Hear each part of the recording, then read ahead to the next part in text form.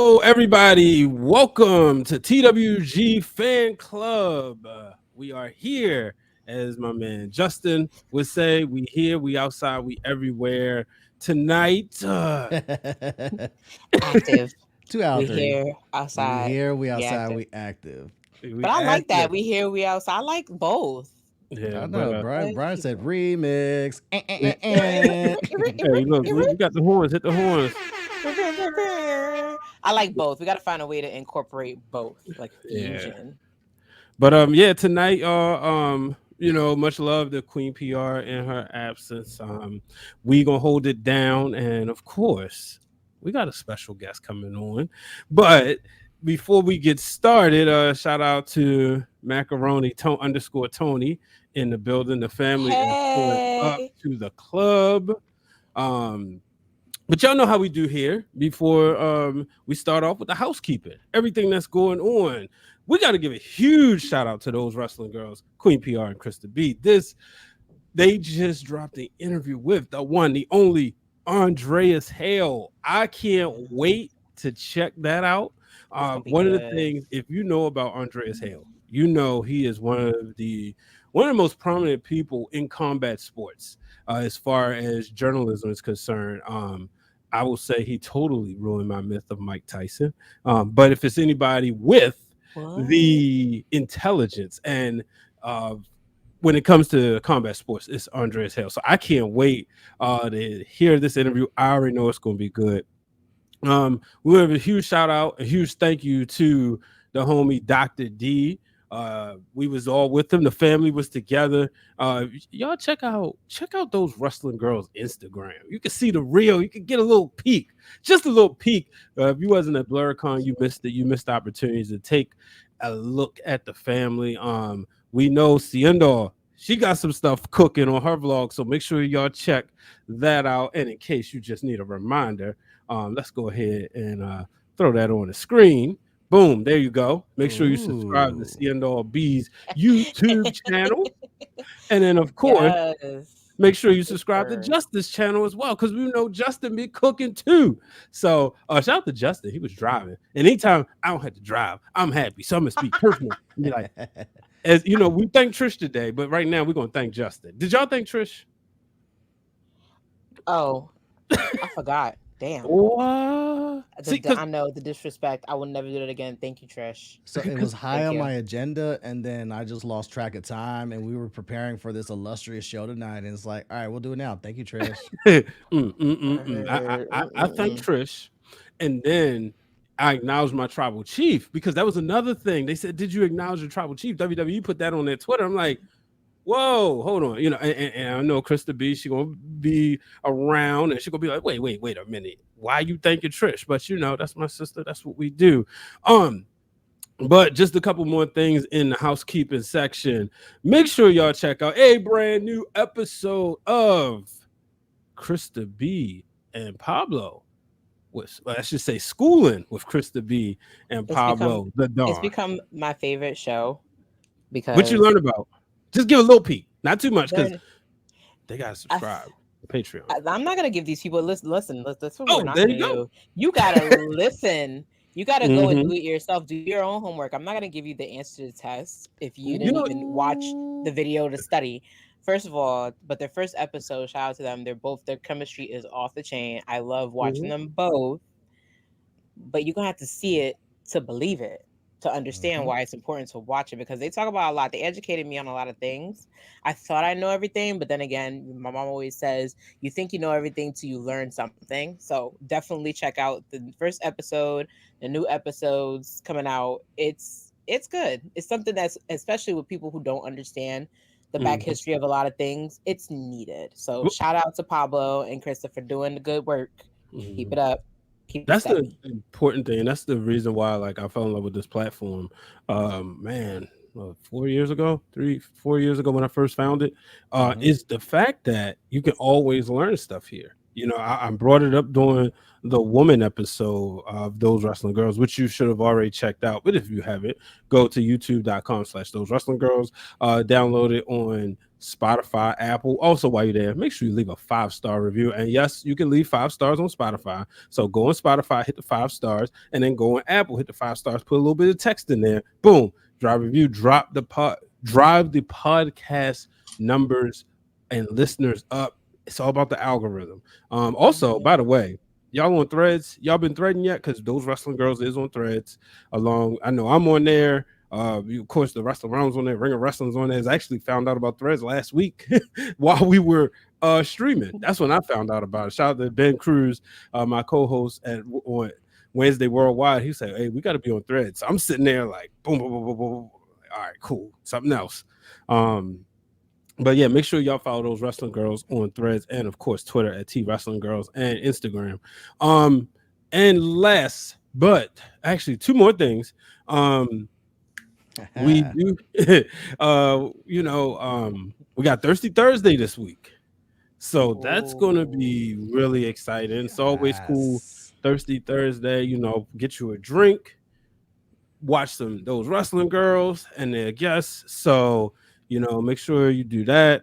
And also, Jobber Slam is on July 29th. So make sure y'all there.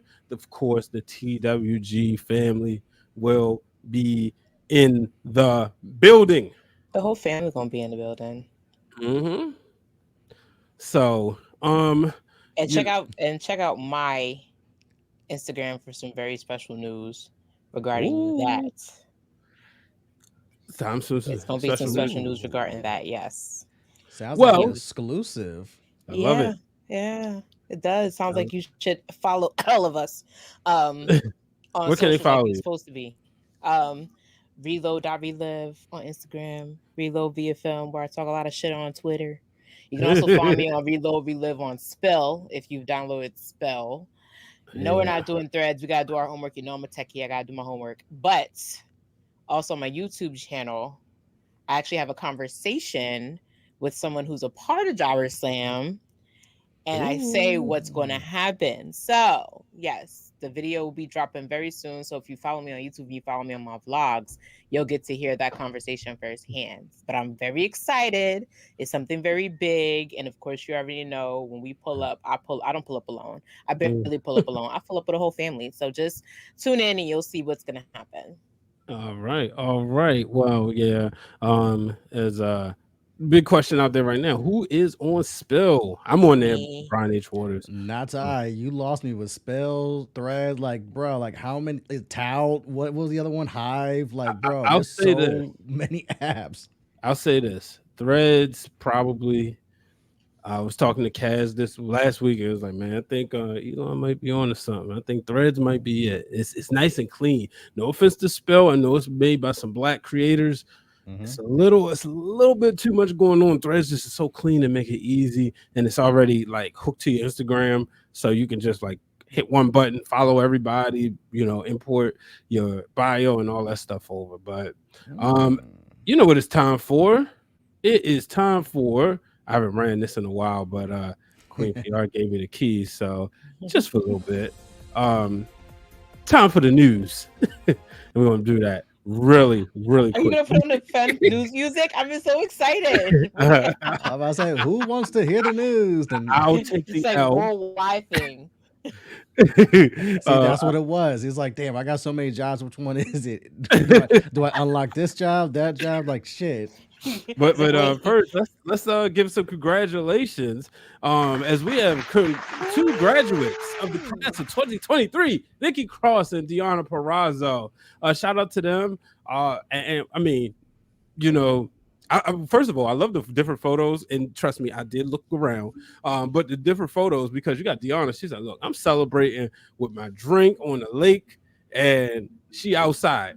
But because she worked hard in the classroom. Then you have Nikki Cross. I mean, she was pulling in this work, studying while being a women's champion, a women's tag champion, and she racking up degrees. And so, shout out to her. We love some graduates. Oh, absolutely, because it's not easy. It's not. I feel like you a bad bitch when you have your degree. Like you can dress, walk, talk, and drink like a bad bitch, but if you a bad bitch with a degree. Or a bad bitch with like high intellect, you a bad bitch. Like shout out to Mhm. all my bad bitches and my dudes too that are graduated. Shout out to all of them. So I feel like you are ultimate baddie. I'm You just Well, know what saying. it is like the real life version of before Elon ruined Twitter when you got that mhm, certified check where it's like I'm not mhm. regular, I'm now certified. That's what that degree is in like real life, where it's like, why did I spend on this money, student loans, countless nights where I can't sleep? I'm just studying until like 4 or 5 a.m. because of this damn degree. Yep.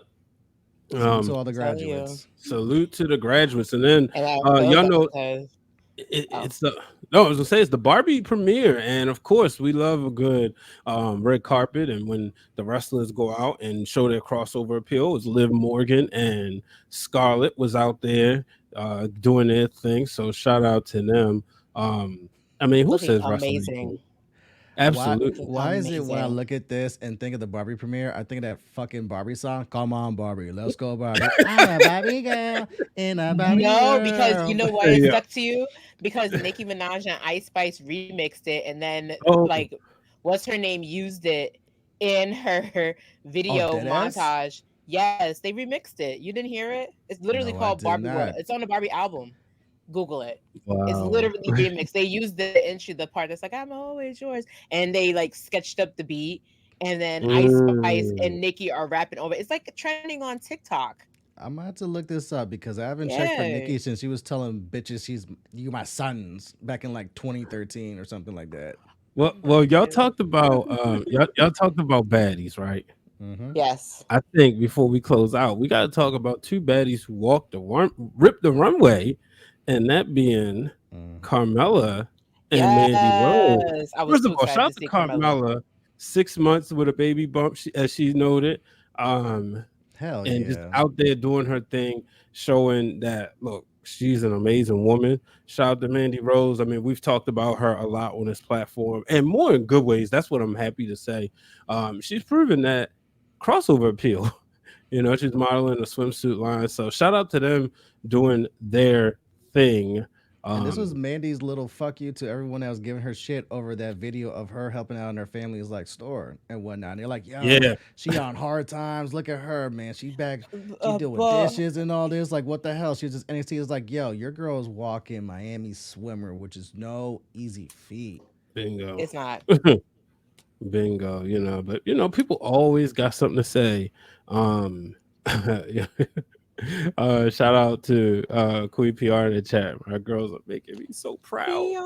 They Beyond. are because I know that was a huge deal for Carmella to walk that because I Mhm. she's know. talked about her journey with getting pregnant and all the stuff leading to where she is now, and then just to walk that runway and just strut what God gave her, like yo, salute. And Salute to glowing. Carmella. Oh yeah, Glowing. definitely. Definitely. But speaking of Carmella, we're gonna take a quick break, and y'all may know those wrestling girls did an episode on Carmella several weeks back. And if you didn't check it out, here's a clip of it.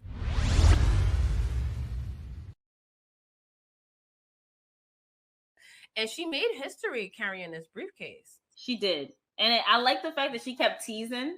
Every time Yes. the opportunity came So up, fucking good and she funny. kept teasing. She kept like, "Am I going to?" Or she'll run to the ring and be like, "No." That No. was so good. So she held it Right. for I think 284 days, which is the longest that anyone has. 287 days. That was the longest a woman has held it.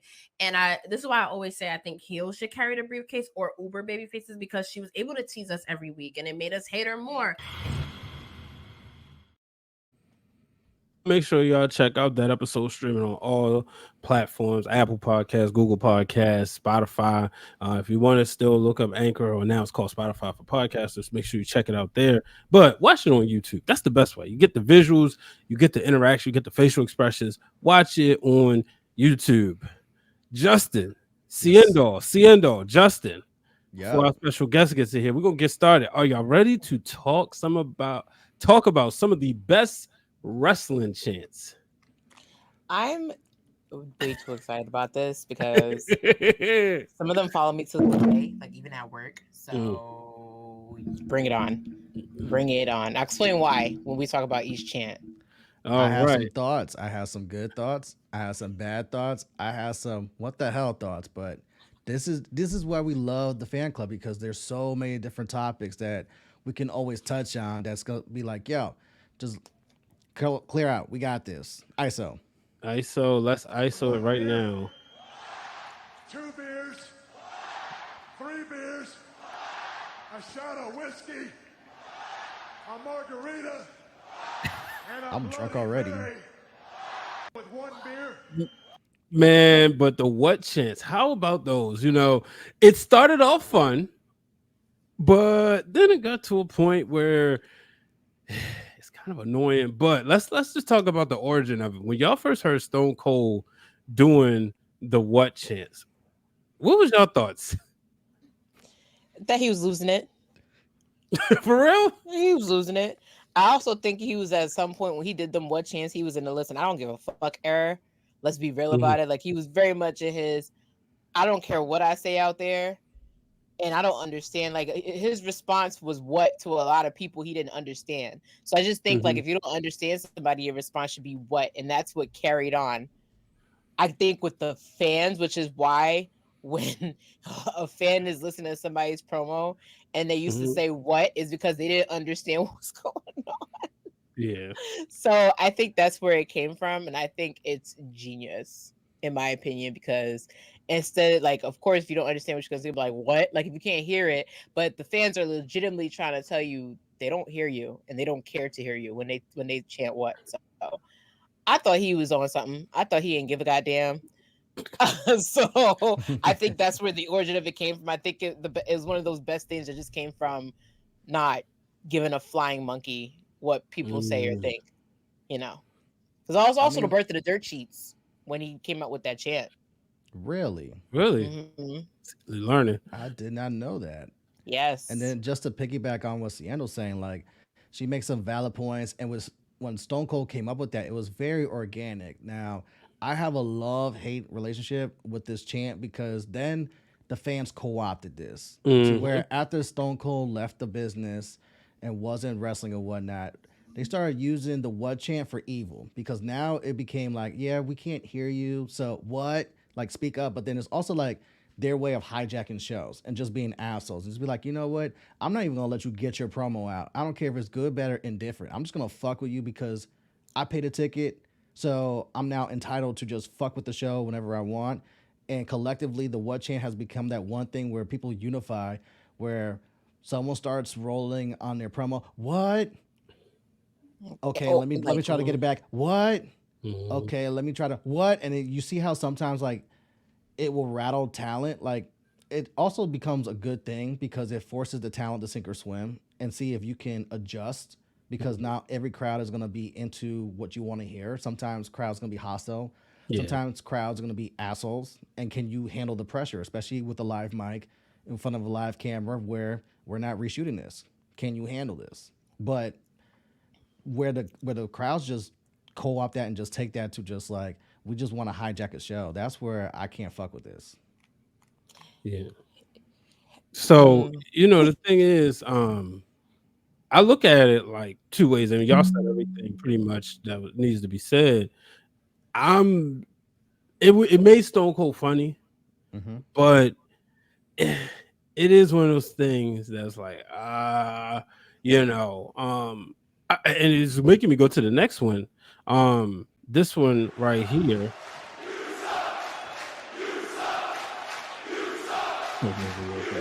So the funny thing is, it's almost like the same thing, but if you say you suck, right? Especially in a Kurt Angle context, like it's a term of endearment because if you're a heel, you want that heat. Like Dom get those Dom you suck chants, and he's eating it up. Where he get them straight up booze is what he be getting. And the what chant becomes more like it's you know the term heat and then X-Pac heat. The what chants is the X-Pac heat, but those you suck chants, that's like, all right, I'm really at the top of my game at being a heel. What y'all think about the you suck chants? But I feel like you get the same with both if you're a heel. Like if I'm a heel and I want people to dislike me, like that's almost like coming out with a Yankee in a Yankees jersey at a Red Sox game. Like, I want you to boo me. I want you to think about throwing whatever it is that's in your hand at me. And I feel like both those chants do the same thing. I feel like a boo, like you Mhm. could eat, like it's hard to ignore a boo, but there's only like certain wrestlers that get like the highest amount of you sucks. Like Kurt Angle got it in a song. Like they mess up his Yeah. theme song because of it. And then with John Cena, they just like jingle it in between his theme song. So I feel like Well, if I'm trying to make people dislike me, it'll work. mhm. But it also came at a time thing in mind. People weren't supposed to dislike Kurt Angle, but then they started singing "You Suck" in the middle of his song. So did it really do what it was supposed to do, or did it really just come at the convenience of the fans? That's where I juggle a I lot. mean, you guys brought up Kurt Angle. That's still like my favorite part of the "You Suck" is where they hijack his song and they start singing "You Suck," and he's like, "Cut the music, cut the music. We doing this shit again, and you gonna sing, you gonna do it right, and you gonna sing my song. Play the damn music again." And then he goes back and runs his intro again, and they just get louder with it, and he's just like flabbergasted. That's still like the funniest thing when you guys say "You Suck," like that's what immediately comes to mind is that Kurt Angle like. I'm trying to do my entrance and y'all fucking with me. Yeah, shout out to Mike. Just does a yes chant walking into the chat. We'll get there definitely. Just want to acknowledge some of the people. Shout out to Wealth Warrior. Me and Wealth Warrior actually been Andre, chatting on the threads, so make sure y'all we follow him on threads. love me some Andre. Yeah, Andre, get What caught up is on Young and the Restless, man. he? It's getting real spicy, No, and I don't want to but ruin it's it. gonna get cut because you still got a strike coming, so it's not gonna and That's why. the actor strike is coming up. Mm. Well, great, Seindole. Well, this was I, so. listen, Wait, I don't wrestling want gonna it to be happen. so wrestling gonna be Wrestling it writing their doesn't own get stories. wrestling don't get affected, and reality shows don't get affected because those aren't scripted content. Anything that's Mm, scripted content with actors gonna be affected unless you're a reality star or a wrestler with a SAG card. You just won't be able to act in any movies. But that's why they're trying to vamp up a lot of like projects. Like hopefully, Captain America with Seth Rollins gets finished because after 2 weeks from now, like ain't Oh, nobody gonna be really doing really? nothing. Damn. wow. Yeah, Stage is on strike, and Yeah, I knew the about them being on writers strike, is but still on strike. Yo, yeah. pay them what they owe. You gonna pay what you owe. Word of Riley Freeman. hmm you brought up John Cena, and I Oh think boy. this right here was the best way to explain John Cena to a non-wrestling fan. And if you pay attention right there, Hmm. you hear the inflection difference. You hear kids, you hear adults, and I think That I'm adults. I'm adults. I so it was a time where I couldn't stand John Cena, right? And I Hmm. remember my little cousin, shout out to Mike, who was my video producer, audio music producer. He was in that John Cena-esque era, right? When he started, like by the time he was like old enough to like really have a favorite, it was the time when Cena was on his rise. And I remember my boy at the time was like, "Yo, that's their Hulk Hogan," and it put a different perspective for me. You know, I think the difference with like say a Cena um versus like Hogan was that when Hogan faded out, like you look back at '92, nobody cared. Like there was his fans wasn't loud because they were older. Hmm. Where John Cena, he kept his fans were getting new fans. Like my son, my daughter, who's clearly younger than my cousin, they became fans. But then the adults was like, no, we tired of you. And I think that's what made a difference with him. Just goes to show like that. Let's go Cena. Cena sucks is a reason why business wise it still makes sense not to turn him heel when you didn't have nobody to replace that spot. Ciendo, you where were you on John Cena? Were you a fan? Were you not? I know you got the CM Punk in the background. I know right now we see the tribal chief, but where were you as far as John Cena was concerned? okay. So here's the thing: I have a love hate relationship with John Cena Mm-hmm. because while he's my birthday twin, his generic the generic is too much for me. Like I can't, like it was the same thing every week, and the only thing I can say about John Cena is he was there for the babies. He was there for the kids. Mhm. Kids loved them some John Boy. Like they loved him some John Boy, and you can't fault that. Mhm. However, like You sound the like Sam five Punk when he moves of called him a Boy doom. Scout. Yeah, you took the words right out of my mouth. It was giving Boy Scout. It was giving Boy Scout. It's always been giving boy. Don't do that. It's Not always the been damn giving I Boy said music. John Scout. Cena, not to you.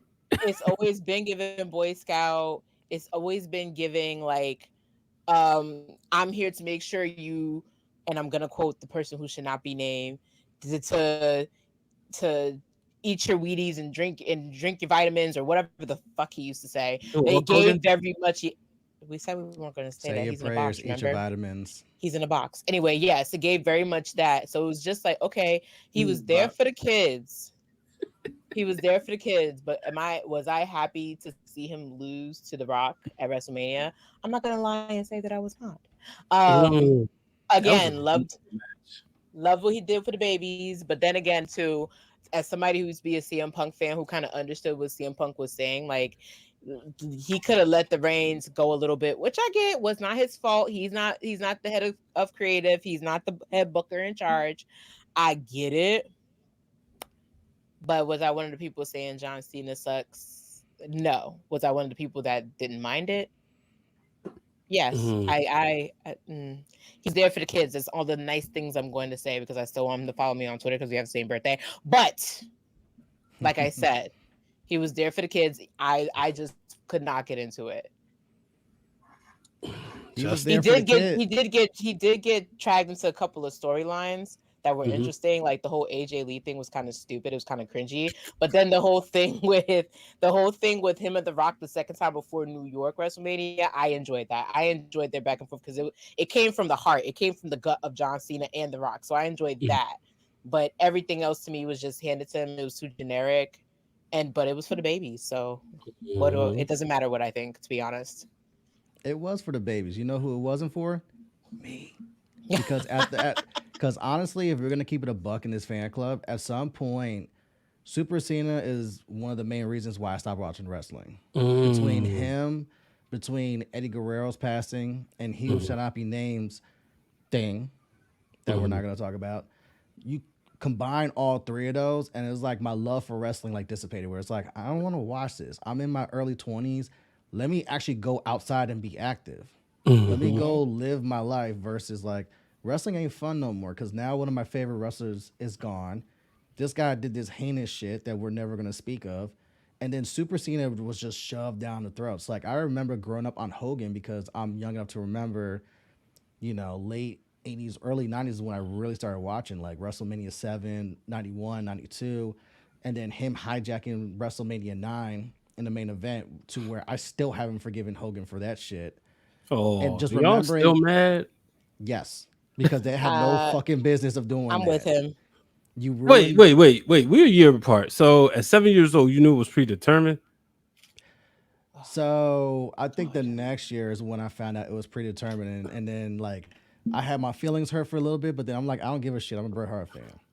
But Okay. WrestleMania 9, by that point, I did not know it was predetermined, so I was viscerally angry. S- Mind you, Brian, I'm also the same person that held a grudge over Undertaker for like over a decade because I thought he legitimately broke he should not be named's neck at Survivor Series 91 in that chair shot. mhm. And then you look at that as an adult, it's like, bro, his neck is like this far away from like the mat. Like it was nowhere close. But as a kid, you're like, yo, you broke fuck it. You broke Hogan's neck. Fuck you, Undertaker. I But hate see now, you. yeah, all right. Yeah, But you're we but gonna unpack WrestleMania 9 on a Patreon episode we'll do that somewhere. at a later date. But to bring it back to Cena, Cena was giving me he who should not be named vibes, where it's like I'm running this back all over again, but now I'm an adult. Now that I know better, now I know a Mhm. little bit how the business works and know that it's not real, even though a lot of things are real. And it was just like I can't get with this Super Cena shit. Like I Yeah. couldn't. I was like, all right, then that's for the kids. You know what I'm gonna do? Stop fucking watching. Mhm. Because I just have no interest in this. So when I started watching again at WrestleMania 30, and I'm Mhm. seeing like, yo, he's wrestling Bray Wyatt, I was like, all right, I actually want Bray to whoop his ass because I've never been Like you're one of the reasons why I stopped watching wrestling. And then watching that match and how it unfolds, like, oh shit, Cena did his thing. It honestly took the U.S. title run and Mm-hmm. Cena leveling up and starting to show, like, you know what, you guys been asking me to wrestle this indie style that everyone fucking loves. Yeah. That guess what I'm gonna do? I'm gonna start wrestling your favorites, putting on that style of matches, and give you bangers. And that's when Cena actually brought me back as a fan. I was like, you know what, Cena, I apologize because now I'm older, now I'm wiser, now I get it, now I see why you did what you did, but now you're actually leveling up when you don't really have to. You could have just coasted, like he should not be named did for decades, and just get get the check and be fine. But now that you're like, nah, let me actually level up because I actually kind of care about putting on great matches because you guys have been saying this shit. Like that's when I started to respect Cena. But back in that WrestleMania 20-ish times, like, nah, dude, enough. Turn it off. I'm going outside. Wow. So that's okay. Okay, understand that. Like I said, with the Let's Go Cena, I will say I had a lot of fun trolling kids with that chant. And it got to a point like the first Monday Night Raw we went to as a wrestling realm, me, Hugh, Dwayne, and Brandon, and a couple other people. Um, it was one of those things where I'm like sitting there chanting with the kids, and their parents who don't like wrestling are literally having fun. They're like, oh, because they see their child going back and forth with this adult, and it's just back and forth. So I'm like, that type of stuff. It's always fun. It's fun to see the kids. But Justin, you brought up WrestleMania 30, Mm-hmm. and it's one of my favorite WrestleManias. It's the only moment that I will say is better than an Orioles World Series, better than a Lakers NBA Finals, better than a Ravens Super Bowl win. And that, of course, is this.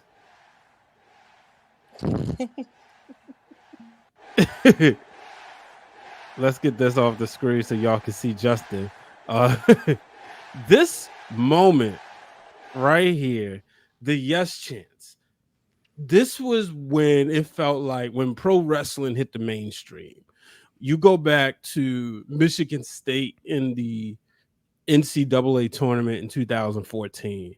And I remember the hype man, he got in the middle of court and he started doing the yes chants. You started seeing it in so many major league baseball stadiums, so many NBA arenas.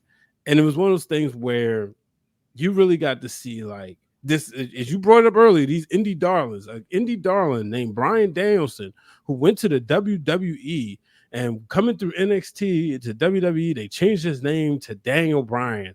And the name Daniel Bryan, dare say, became more popular than Brian Danielson.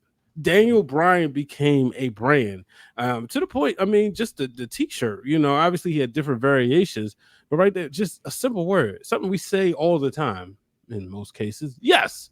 And yes became that word. I know for me personally, it was like one of the greatest things. Oh, real quick, also want to mention we do watch NXT as a family tonight. We So make do. sure y'all turn it on, drop some updates in the chat. I got it on, but it's on mute. So I'll go back and watch it.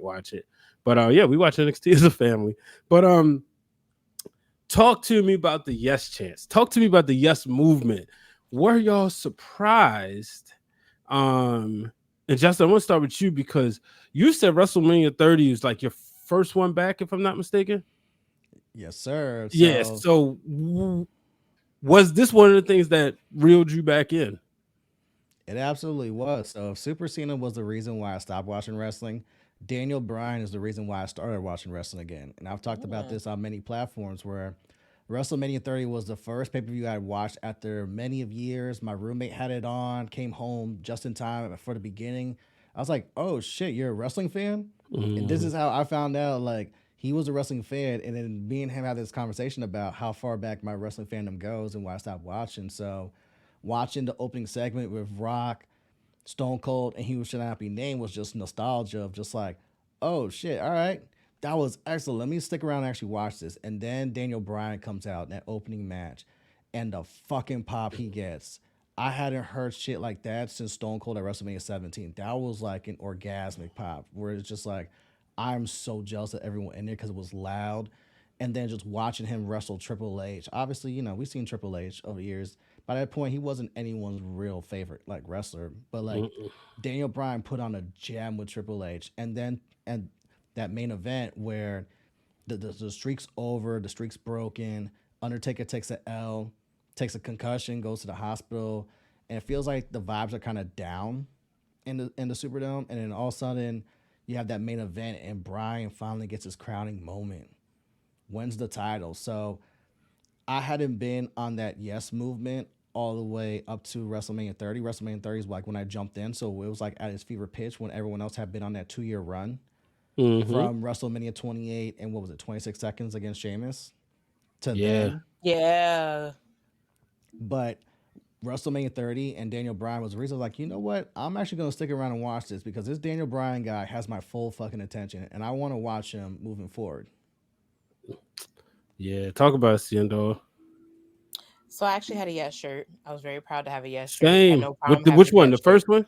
The first one, the maroon one with Yep. his face splashed right on the middle. I wore that shirt till it couldn't fit the boobs. Till T and Tamara couldn't fit in that bad boy no more. I loved me the yes chant. Like, there's nothing that says like pandemonium than being in the Izon Center at 9:00 at night and hearing people literally like chant it. But here's the smart thing I loved about the yes chant. At first, Daniel Bryan was doing it to spite y'all. Like, he was doing it to annoy the fuck out of you. Then when he wasn't for it, he was like, he went and turned around everybody by going, you know what? I ain't even mess with y'all like that. Y'all don't even have the honor of chanting yes for me. So now I'm gonna chant no as a counter. So then the fans were like, oh, who do you think you are telling us that we're not allowed to chant yes? So then they started chanting yes to piss him off to the point where he's walking up to people. I seen him walk up to a kid that's doing yes, like out of sequence, and he just stops and he goes, no. So and then on top of that, you had the merch that came out that was like he crossed out the yes and it was a no. I had and that. Then that shirt actually I had both. I was a fan. I had the yes shirt, the first one, then I had the no one, and then I had just the plain burgundy yes with no face or nothing. But I had a team hell no. I ain't had that one. The no shirt became a mask though, like during the pandemic, because so it was too big for me. So I was like, let's cut it up, make it. But yeah, I had no those. to like no COVID or. He said, I didn't even think of that. Say no to COVID. It was just, I was just thinking like, all right, I like the shirt, and it's an opportunity to wear it, in my face.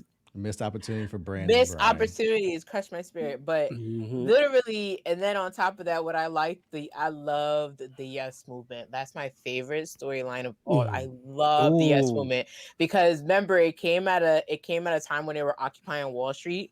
And then you turn on Raw, and he like literally invited these random ass people who pay like $1,000, $2,000 a seat, and he's like, "No, jump the fucking barricade and come and chant yes and block the whole show. We're gonna cock block this whole entire thing. Like, you ain't going nowhere. I'm not getting the title shot. Ain't nobody gonna be wrestling on this bitch."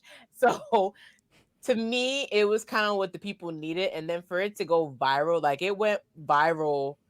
The way that a lot of things in wrestling weren't expected to go viral. Like, people were chanting. I remember going to a Devils game and people were chanting yes. Yeah. After the Devils scored the winning, the winning puck.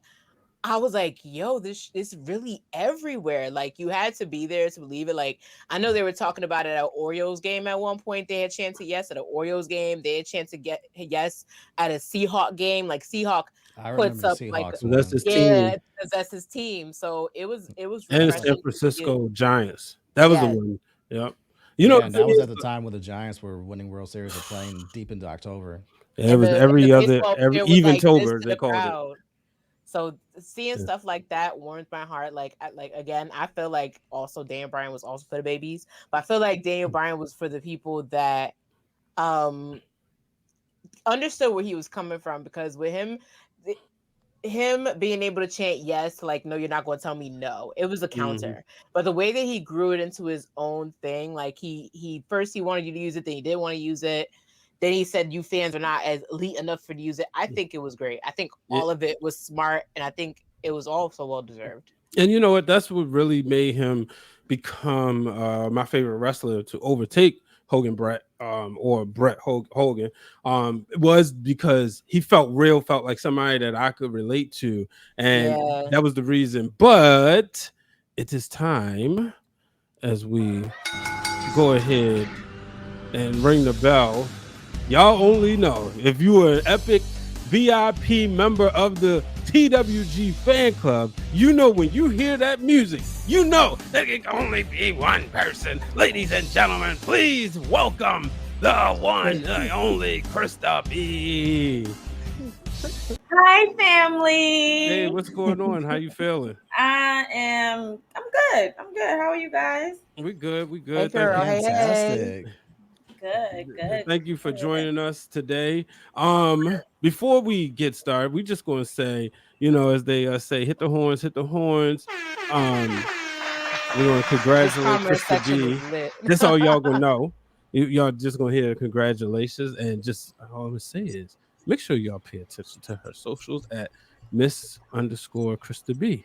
Did I get that right? Because Yeah. y'all got them lines, and it's It's- one thing on yeah. Instagram, there's another thing on Threads, it's another thing on Twitter. Instagram is Miss_Krista B_, and Twitter is Miss_Krista B _. All right, See, this is the stock going up. Mhm. So there you Yep. go. Okay. All the way up there. Okay. All the way up. Today's price is not yesterday's price. Period. Definitely not. Period. KRISTAB. We do KMSK. Listen, I ain't gonna butcher it. Forget it. First of all, I don't even know how I did that. Okay, it's just now it's just like cemented in life. Like that's So just so a little before we get back into these chants, right? Earlier this week on Facebook, and y'all can find Krista B if y'all want to. If she wants you to, don't find me on Facebook unless you find the fan page. But she posted an old video. And it's funny because your Twitter handle was something completely different. In 2019. I think my Twitter handle was Chrissy Blogs or Chrissy B. Miss Chrissy B. Miss Chrissy B or something. That Okay. effect. Yeah. And I was just like, oh wow. And it was hilarious. One, you just see the growth of both shows, but this is the beginning of those wrestling girls, like the earlier years. And I remember I always say, like, scrolling through Twitter, finding the show, and then I hit the DMs like, hey, so want to know if one of you can come on the show, and it was you who answered the call. Then the next time Queen PR answered the call. It was, and looking at it like, wow, that was like 4 years ago. She was like, hey, bro, look. It popped up yesterday because Facebook pops up with the memories and stuff. I know. I delete a lot of them, but yeah. And I look because usually also I have a memory with somebody. But that one didn't say anything. So I just looked at something like, okay, what happened on this day? And literally that whole day, it was like two things, and it was just me and you, like the whole video, me and you or whatever. And I'm like, oh my gosh, like, and I'm like, first of all, we was on Zoom, talk about it. No, Google Meet. Kitchen. Oh yeah. Oh, that time it's called Hangouts. Oh wow. It's still, I think it's still called Hangouts. I don't know. But and then I was sitting in my aunt's kitchen. Like at the kitchen table, so you saw like the kitchen cabinets, you saw like, and I had to keep making sure. I think my nephew kept coming into like the kitchen, and I think, but I'm like, can y'all just not can y'all? I'm interviewing here. But no, I'm just looking back like, damn, like we've really come a long way from there until now, and now we are embarking on year 5. Yeah, how about that? Yeah. That's not easy to do. But real quick before we're gonna jump back in, I promise y'all. But Vaughn gave a shout out to you, and he thanked you for coming to, I should say, going to the DMV. You skipped all that. Do you see what Mike and Vaughn have called her? Chris to be the most electrifying wrestling girl. I love I it. put that on the screen. Yeah, he put it up already. The most of okay. Do you smell what the Krista is cooking? I like that one, Vaughn. Thank you guys. Love you all so much. But yeah, Krista, talk about your time at BlurCon. We talked about it earlier, but the floor is yours. On the panel. I was on the panel with my better half, Queen P. I actually have this picture of me and P from last year's Wale Mania. This was on my desk at work, but being that we work from home now. I had to take it with me. Um, yeah, I was on a panel with my better half, Queen PR, and Java Tears, and it was a fun panel. I appreciate Janelle for actually switching the dialogue, like switching the concept of what a normal panel is normally like, and throwing it back to the audience and doing the Q&A for us to have more conversation. I love the fact that it was literally us being black and beautiful in the most black and beautiful way you can most possibly be. Like every person of color was there. And shout out to Troy. Cena, we got to go to his bar because Troy was sitting fat. When I tell you, I was like just telling my cousin, I'm like, listen, I need to know what you're doing in the next 2 weeks because I don't know if it's gonna be before John Slam. I don't know if it's gonna be after John Slam. We need to scour the Bowery because when I tell you, I'm so invested in going to this man's bar. Troy's about to be on all of our podcasts. Okay, he's about to be on all of our. He's about to be an honorary. And the lady, I found out she's actually a producer, has a studio. I was like, listen, CEO, she's a CEO. So I was like, listen, I need your Instagram because you need to come on Thursday with us. Yes, in the DMV area that she founded. And that's the thing, man. It's just the networking that takes place at BlurCon every year. I know me, I was like super excited because y'all was there.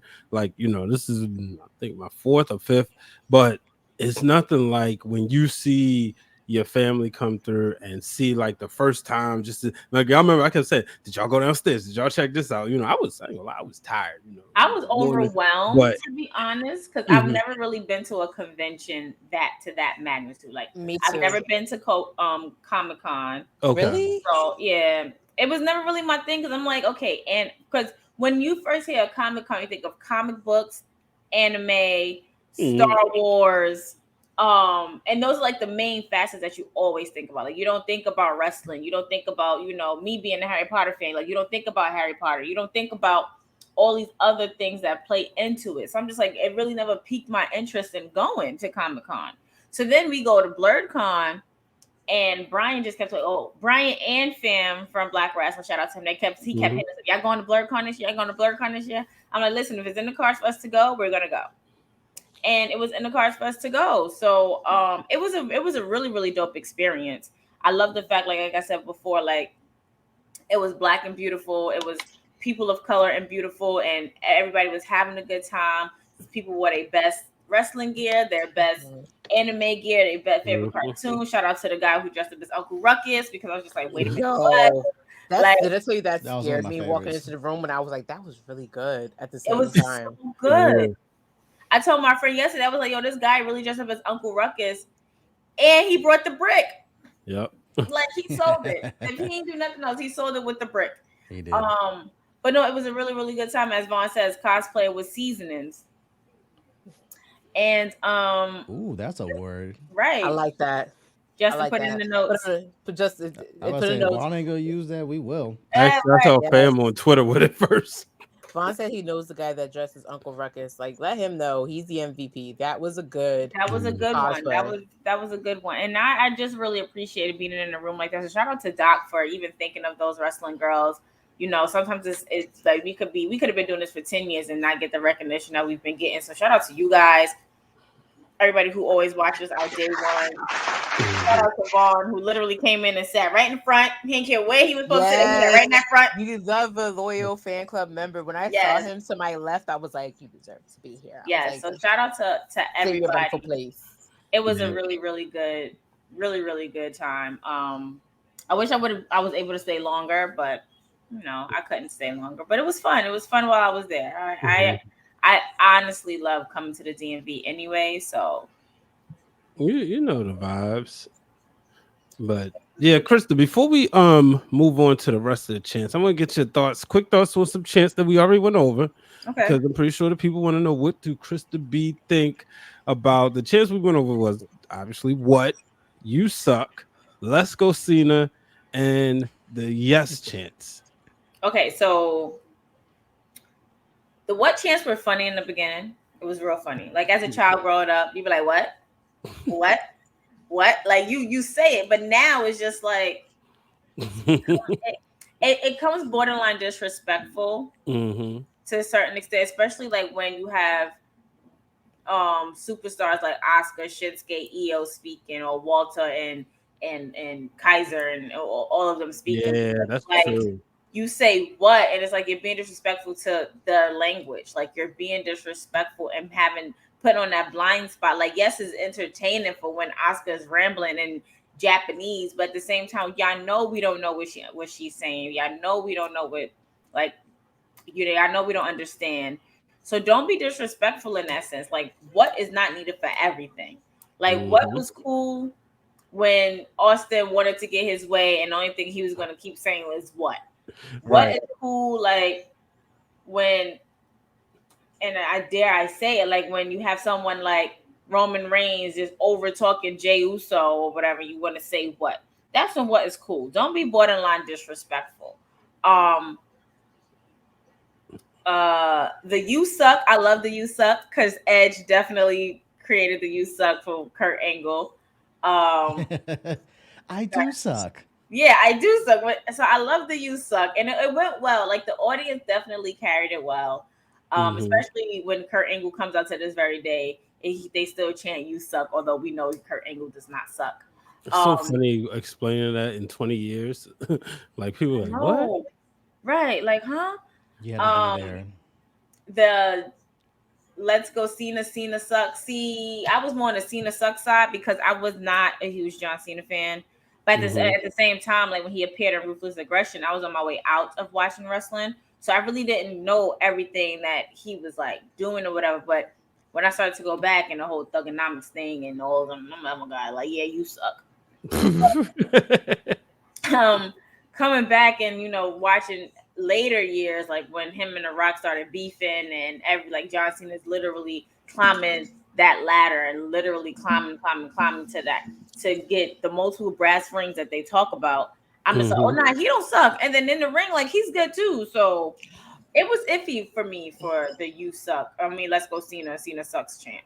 So Yeah. that's why I say that's where me and you agree, Krista, because I was like, people think it's a term of endearment. I agree. Like if somebody's talking their language and you're saying what, that's kind of like ignorant, like because that's Mhm. ignorant. But at the same time, like the "you suck" chants were kind of like, I feel like whatever gimmick they were trying to give. Like I think Kurt Angle took "you suck" because he knew he was being the most annoying motherfucker in the room.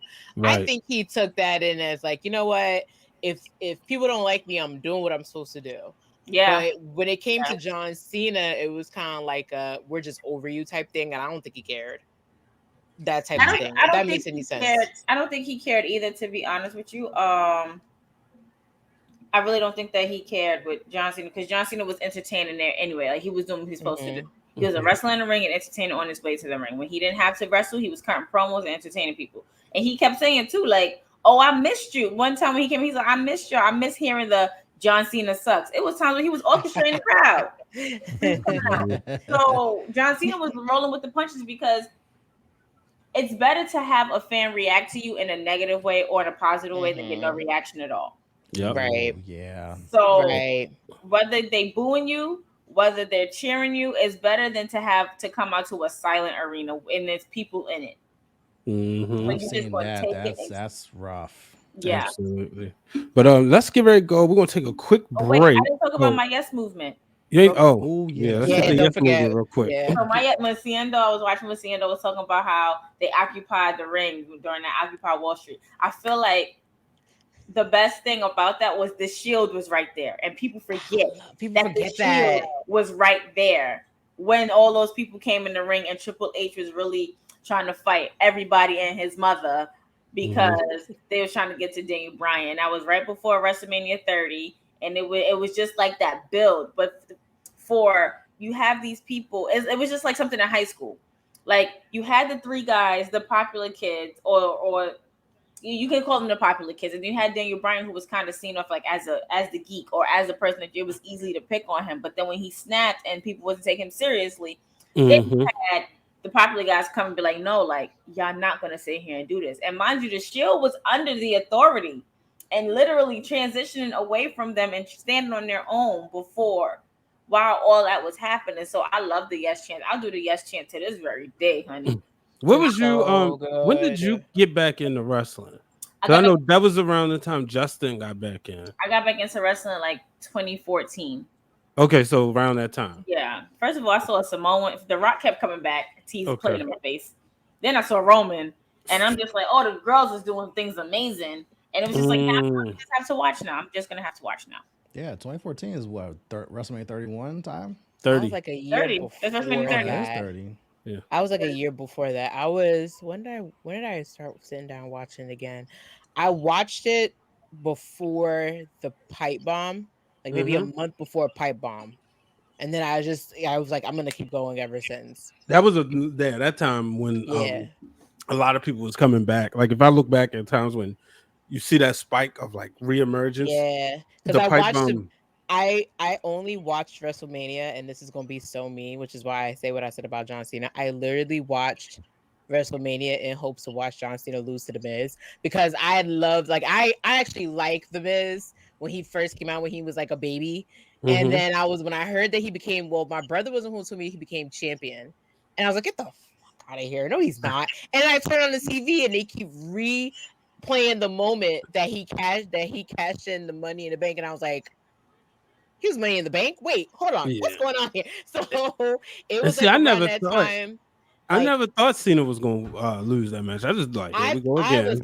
I was like, if he loses this, that means that the WWE is about to change. I swear they're going to change. I swear this is Mm, going to be the moment they're going to give somebody brand new a chance. mm-hmm. But then they just reverted back to their old ways. But it was hope. It did what it was supposed to do. It brought me back. But then the Yeah. pipe bomb brought me back, and then the Chicago thing, because I was like, again, we talked about it during Money in the Bank episode. I was like, this guy's really not gonna walk out with the belt, is he? And that man walked over the barricade, ran through the crowd, went home, put that title in the fridge next to his Mhm. Pepsi and his cake, and sat home for an extra month, to the point where they had 2 championships. So that's when I started dabbing back into wrestling, and it Gotcha. was it was also on the cusp where people were like just cheering Daniel Bryan, and then he Mm-hmm. slowly started introducing Yes slowly, Yeah. and that's where, yeah, it was a ball roll. It was a good time. Yeah. Well, let's take a quick break, and when we come back, we're going to talk about a chant that still lives to this day, but it's not known for the first person. It's actually known for this person, whom I think is better than the first person. And if you don't know who I'm talking about, those wrestling girls did an episode spotlighting this person. You should already know who I'm talking about. But if you don't know who this person is,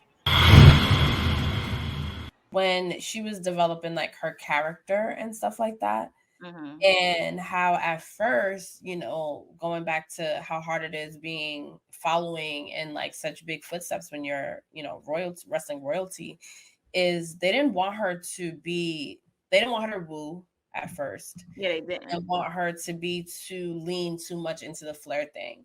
And she came out how everybody comes out or thinks that they should come out with, the whole like, so happy to be here. Blah, blah, blah. That's so unlike her. Like I look at these photos and I'm just like, that beautiful. She looked But like she could be a Cullen from Twilight. like Krista. She's a missing Cullen at this point. No, seriously. Like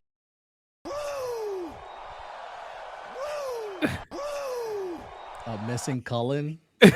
First of all, did we really need the vampire? Like, it wouldn't be a TWG episode without referencing Twilight. Mhm. I was like, did she really just say what I think? Tell me she did not just say that. That's what was going on in my head. Like, tell me she did not just say that. I was dying. That She was said funny. Cullen. really- all Missing immediately thought Cullen. was sparkling. I am a super Twilight fan, Vaughn. I really am. Twilight and Harry Potter is it for me. But I really just need to know how to have some decorum about myself, because when I look back at these episodes and the things that I say, child.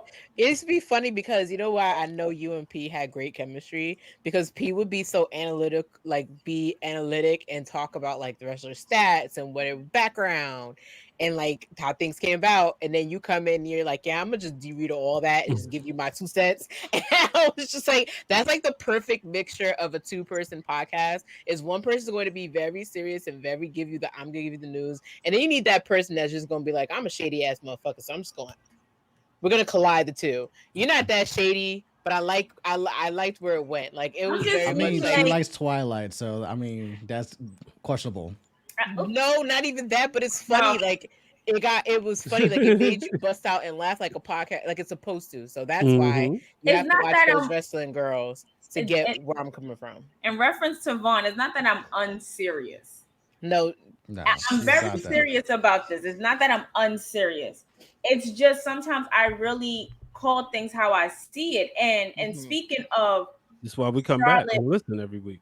right? And speaking of, thank you. Speaking of Charlotte, they wanting her gimmick not to have a woo, and she's being positioned as the daughter of Ric Flair, and Mm-hmm. it's just like, Right. wait a minute, like, how does that even work? Like, y'all want this girl to not be her full self. Y'all gonna make her and make her like a prototype, and that reference was the prototype because if you watch the first ever Twilight movie, they were Mm-hmm. pale, they were eyes red and everything like that. It wasn't until the second, third, and fourth one where they started to look more like themselves, less pale. Like we knew they were vampires, but they evolved and they looked more human like. And that's what happened with Charlotte. Like she went from looking like a Cullen prototype to where she is now. Yo, I know nothing about Twilight, Don't but do it. Don't do it to I yourself. just knew that was funny. That was a funny reference. But make sure y'all check out that episode. They did that was a three-parter, right? It was a three-part Three-part on episode Charlotte Flair. with Charlotte Flair. I believe those episodes actually came out after we met her at WrestleMania. Yeah.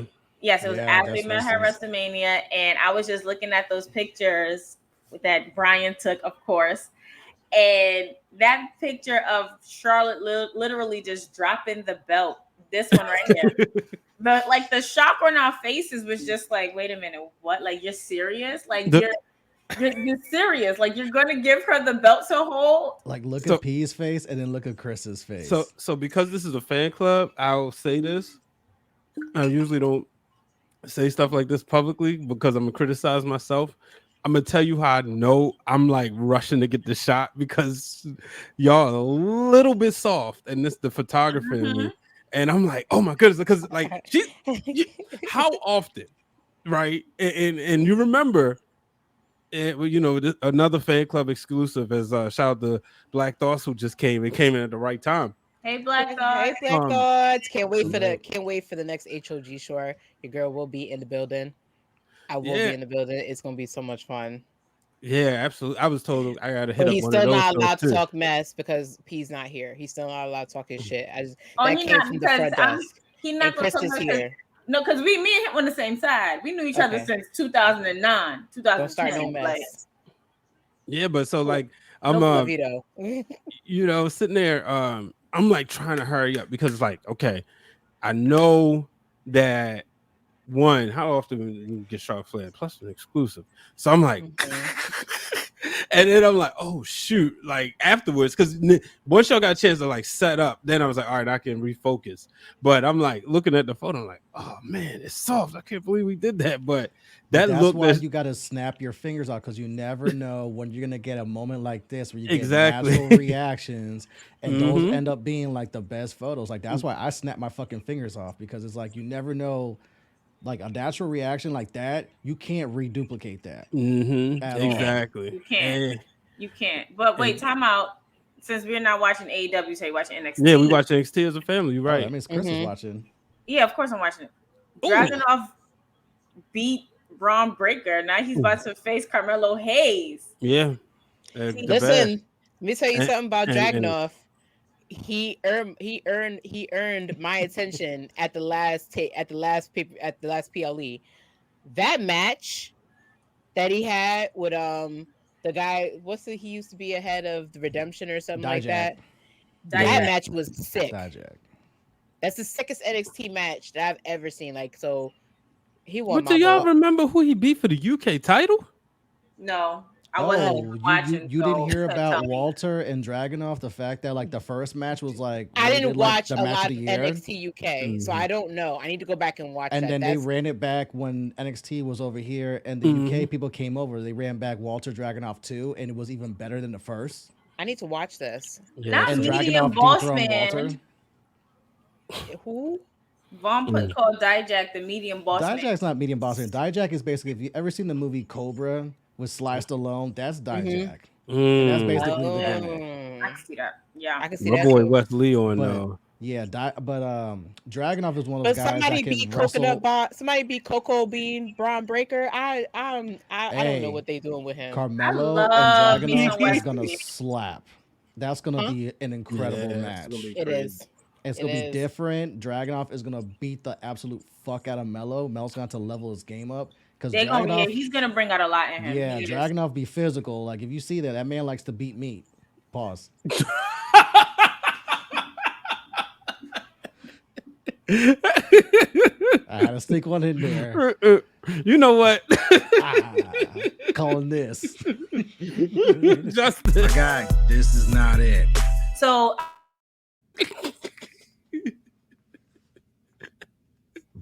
Has been eliminated.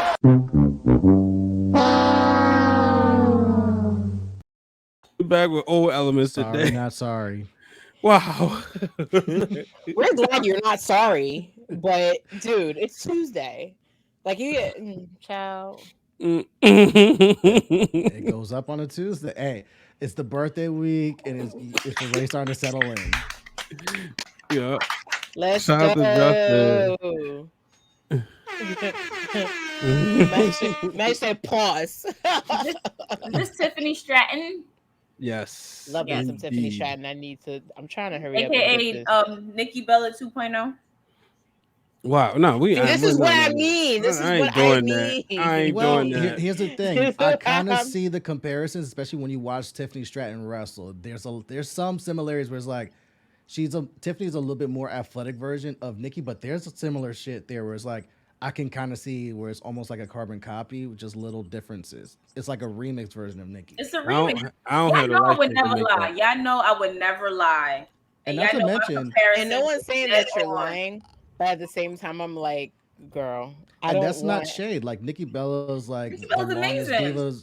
But I don't want a champion of all comparison. time. She's Exactly a what Seindole well-decorated said. champion, well-decorated in WWE. Like that's actually not a bad comparison. But it's not fair to It's not, Tiffany but though. it's not fair to somebody like Tiffany who, like, I don't know. I here's my love-hate relationship with these comparisons, and it's not to disregard what you two are saying. But I just feel like at this point, like we're done with comparisons. Like as much as we don't want to compare John Cena to Hulk Hogan, right? I feel like everybody should get the same respect. I don't like comparisons, one, because I feel like Nikki and Tiff had two different paths, completely two different paths. And secondly, it's like Tiffy is not on that bar yet to be the next Nikki Bella. Like Nikki Bella is clean. Like she's iconic. But and I feel also- like with Tiffany, I feel like she's gonna groove into her own person. This whole like daddy's rich daughter thing.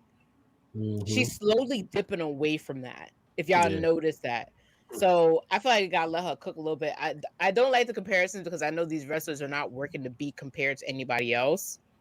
So I kind of chill. I kind of chill on the like comparison type things. No, I understand where you're coming from, but also it's like when you watch. Only reason why I'm comparing or seeing similarities is because like when you watch all of these old documentaries or whatever, a lot of these wrestlers got their gimmicks and compared themselves to wrestlers before them. You know, not saying that Tiffany Stratton is taking all of Nikki's whatever, because no one can ever take all of the other person's agility, move sets, skill sets, or whatever. But it is nice to be compared in the smallest sense, to be like, oh, you think that I'm like her? Cool. Take the comparison, run with it, and then make your own lane and shoot for the stars with it. You know, like that's what I'm like. There are some comparisons to her and Nikki Bella. Now, if they made her a brunette, then I'd be like, yeah, now y'all pushing it. Now y'all doing a lot. But being compared or being even mentioned in the same sentence or the same phase as Nikki Bella, And this moment right now where she's only NXT Women's Champion, she didn't even get called up yet. That's a major honor. That's a major accomplishment. Keep this in mind too. Like there may be people in the fan club that's never heard of Tiffany Stratton or watched her wrestle. So now when you put that comparison, Nikki Bella, boom, now you put a face to, oh, so she's like this. Now I have a reason to go back and watch Tiffany Stratton, or now I can sit and contrast a little bit because now I went from I didn't know anything about Tiffany Stratton to now I kind of got to pull up her stuff. I agree. Fair. That's true. That's true. Fair. But yeah, let's jump into this Woo chant. First of all, who did it better? I know that's not that's Rick. Rick. I'm sorry. Listen. Until Charlotte Flair the way has that a he used segment to, with, the way it used to come. I'm sorry. I'm just gonna be refried. The way it used to come after those long-winded boo infused promos, like a limousine rider, profiling, woo, like, and then after that, the crowd just fed off of it. Charlotte ain't doing that yet, and that's why I say it came best from the old man himself than his daughter. I think. Okay. I know it's an unfair question. It is an unfair question. Call me the heel. I think honestly, Rick. I feel like honestly, Rick Woo was a mistake. Really? And here's why I say this.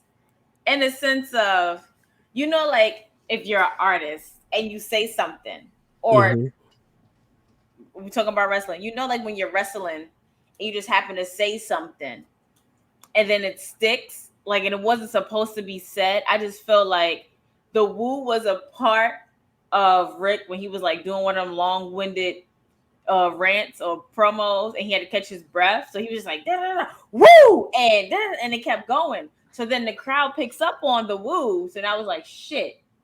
Now I'm gonna stick with it, So I low-key feel like it was a mistake. However, the mistake that worked. Now, when it comes down to Charlotte, I feel like Charlotte does it better because she adds a little bit more sass and pizzazz onto it. Like she can literally be cool with it and be like, woo, woo, or she can just like do it like her dad, or she can like she adds, and no pun intended, her own flair onto her woo. And everything it rolls off. That's true. So easily. It just rolls off the tongue. It just rolls off like it's a part of her. It fits her. She's like, thanks, Dad. Thanks for creating this mistake, but I'm gonna take it and do it the way that you should have done it. I think you know what? I like that. I like that. But I'm biased. I'm still thinking her dad. I mean, if it was designed by mistake, which is a lot of good chants have been designed by, like, I feel like Stone Cold was designed by mistake. I definitely think Daniel Bryan's going over the way it did was designed by mistake. It's just the nostalgia of how Rick used to just like, I feel like when he used to say woo, it was a cutoff. Like, you wasn't going to say nothing after you heard him say his promo and then go woo, woo. Like, you weren't going to get a chance to get a word in.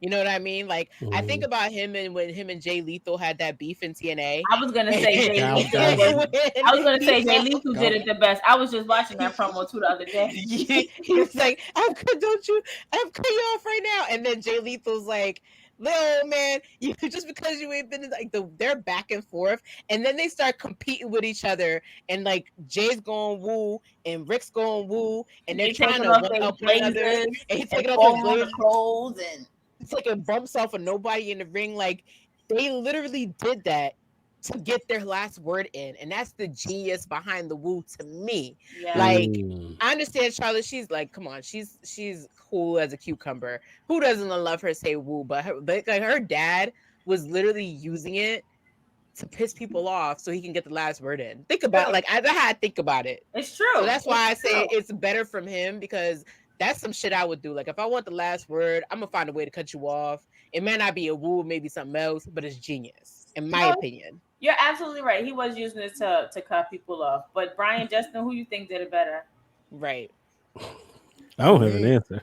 I'm about to say like You Seindole asked kind the of. question. I mean, Look, I'm pulling a Queen PR tonight. I'm gonna ask the question and not give an answer. Listen, journalists, you I gotta give mean, one real response, okay? I literally was gonna say the Ric Flair Jay Lethal thing, and Seattle kind of like stole the tag and was like, "I got this. Don't No, worry, what sit, are sit your this one thoughts back." on it though? But for me, it's Rick because Rick will use it in like different octaves. Like Rick can use that to taunt. Rick can use that to frustrate. Rick could be Mhm. like use that in many different ways, in different layers, and it always would add it into his matches or promos. Whereas Charlotte, I hear what you're saying, Krista, but it kind of feels like a little less organic. Whereas with Rick, it was just organic. Like I think back to like Flair and Savage WrestleMania 8, where like Elizabeth comes to ringside and he's just wooing at her to fuck with her and also fuck with Savage at the same time. But Mhm. then when she gets involved, and you can see like when he starts wooing at Elizabeth post match, where you can see like it's more frustrated because he's like, fuck, I just lost the title. I just lost all this. And now you're out here and shit like that. So with Rick, it's more history and it's more like he can mix it up in different ways. Just like Hove can use like a certain line and use that different ways in his lyrics and whatnot. That's how I see it with Rick and his woo. Whereas with Charlotte's kind of like there's only like two ways you could really use this. Yeah. Real quick, I just want to as I'm looking through news as always, we talking about second, third, next generation. Brian Pillman Jr. has parted ways with AEW. I've heard that. Y'all think he coming to the Performance Center? It Wait, would be a good look. what? It'd be a. I feel like it would be a good look. Brian Pillman Jr. has proved himself time and time again in the ring. For me, he is a Okay. great wrestler. The Performance Center would definitely be a step up, Mhm. and I feel like if used properly, he can definitely continue his father's legacy because his father's life and career was definitely cut short due to Mhm. the heart issues and stuff that he had as a child. Like it literally, took him. So I feel like he can definitely come in and do what he needs to do in WWE. But Mange said also ROH. Who knows? They owned But by AEW. it's owned by AEW. Well, Yeah, yeah, but about ROH. But I think I could also think he's taking a break from wrestling because like TV wise, because he's still very active on the indie scene. Mhm. So it could be that you might not see him there. You can also see him on the indie run. So who knows? If we could be honest, his name got him places quicker than Right. he should have been, and he was very like self-aware about that when he interviewed with Stone Cold Steve Austin. You know, uh, and that was like in 2019, 2017, 2019. I think he still got a lot of room to grow. That's why I said like I mean him in the Performance Center. Obviously, he has the name. He's not his dad. At the end of no, the he's day, not. dad's like Definitely one of my not. favorite wrestlers. Like you know how you said like Charlotte could add her own flair to what Rick was doing. Mm-hmm. He to They're two me, different wrestling styles. yes, They're exactly. two Two different. different wrestling styles, two different types of personalities. Mm-hmm. He's what Brian when Brian Pillman was a pretty boy, what people may not remember when he was flying Brian in Hollywood Blondes. He's more on that level. He is. There's nothing loose cannon about Brian Pillman Jr. And we don't need. Um, I don't need it to be like. I don't. I feel like if he yeah. starts the Performance Center, we don't need it to be literally a carbon copy or a complete imitation of Brian Pillman. Let them Hmm. two be. Let him carry the name, but let him carry the name and then have his own wrestling style to submit his own legacy. Yeah. Shout out to Tiffany Stratton, just got the win over on NXT. Does she not have a beautiful moonsault? That's a Um, She She does. clean. has a She does. That's really a good clean moonsault. moonsault. It's yeah, clean. Clean. you Her But what know. it between her is, and Sola Rica, I feel like they're one and two of the best high flyers they have from the women's roster so And far. she's Who's still the injured. second person you name? Soruka. So Oh, I Ruka, thought she's you said her. recovering from Yeah. injury right now. No, yeah, I know. I thought you said somebody else, but not. But and then what's her name? Kalani Jordan. Oh yeah, Her move set is solid her too. moves Like are solid man, too. look, women's Yeah, wrestling Is is where in it's at. good they're not playing. hands. If I you was Tiffany's looking. realize from Tiffany's Charlotte all the moonsault way is down, Hmm. they're not playing. I yeah, was I like like it. watching Alundra Blaze versus Bull Nakano from SummerSlam '94. I'm on my SummerSlam Yo, tick. that match, Mm-hmm. the way that these women were literally like And it's a shame that that feud isn't like brought upon us and talked about more, because like as a child, like I mean as Krista B wonderfully told Alundra Blaze on Medusa that she was like my first wrestling crush. I sure did. But I'm always gonna put people in spaces they need to be in. Absolutely, but absolutely. but I'm the space creator. Period. but He's yeah, like, I'm doing the Lord's work. I don't care what you right. guys think. Okay. All right. But what That's was so happening. funny was like, but like growing up, you know, before the crush started developing, I'm like watching, and it was just, it wasn't like it was different to see women's wrestling, right? Because you didn't see it all the time. But I was like, yo, she could really go. And I was invested in her the same way I was Bret Hart. I didn't want her to ever lose a match. You know, so when she lost to Bull Nakano, it's like, man, so it was like it was sort of a wrestling heartbreak and watching her Mhm. climb back. And then when she lost to Bertha Faye and then finally getting those belts back, you know, so like I just wish she got her just due as much as, but I wish that they would have highlighted her and Bull Nakano. And I did see that, speaking of Bull Nakano, that there is a Japanese women's wrestling fed that they're working on bringing to the United States that she's going to be heavily involved in. I So think they that, bring it to New Wow. York. I think they bring it to New York. I mean, it would make sense. That It would would make be sense because huge. the dojo that they have is in LA Yeah, or out Hmm. in Cali, so you need one on the East Coast. absolutely. And just to say, like, if I was to walk in the street and Bull Nakano now will walk by me, I promise you I would not recognize her. No. She looks like she's never wrestled a day in her life. Hmm.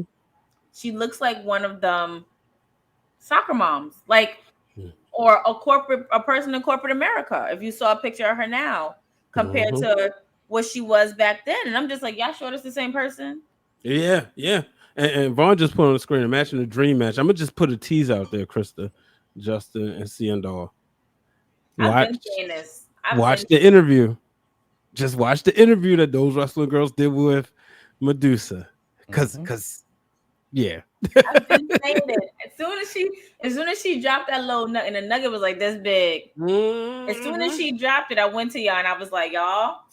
Then I say, y'all look out because it's about to be some. Okay. Yeah. But Okay. yeah, I'm let's putting move in the on. notes. I'm putting in my notes. Yeah, we definitely got a few more chances. We soon will be wrapping up.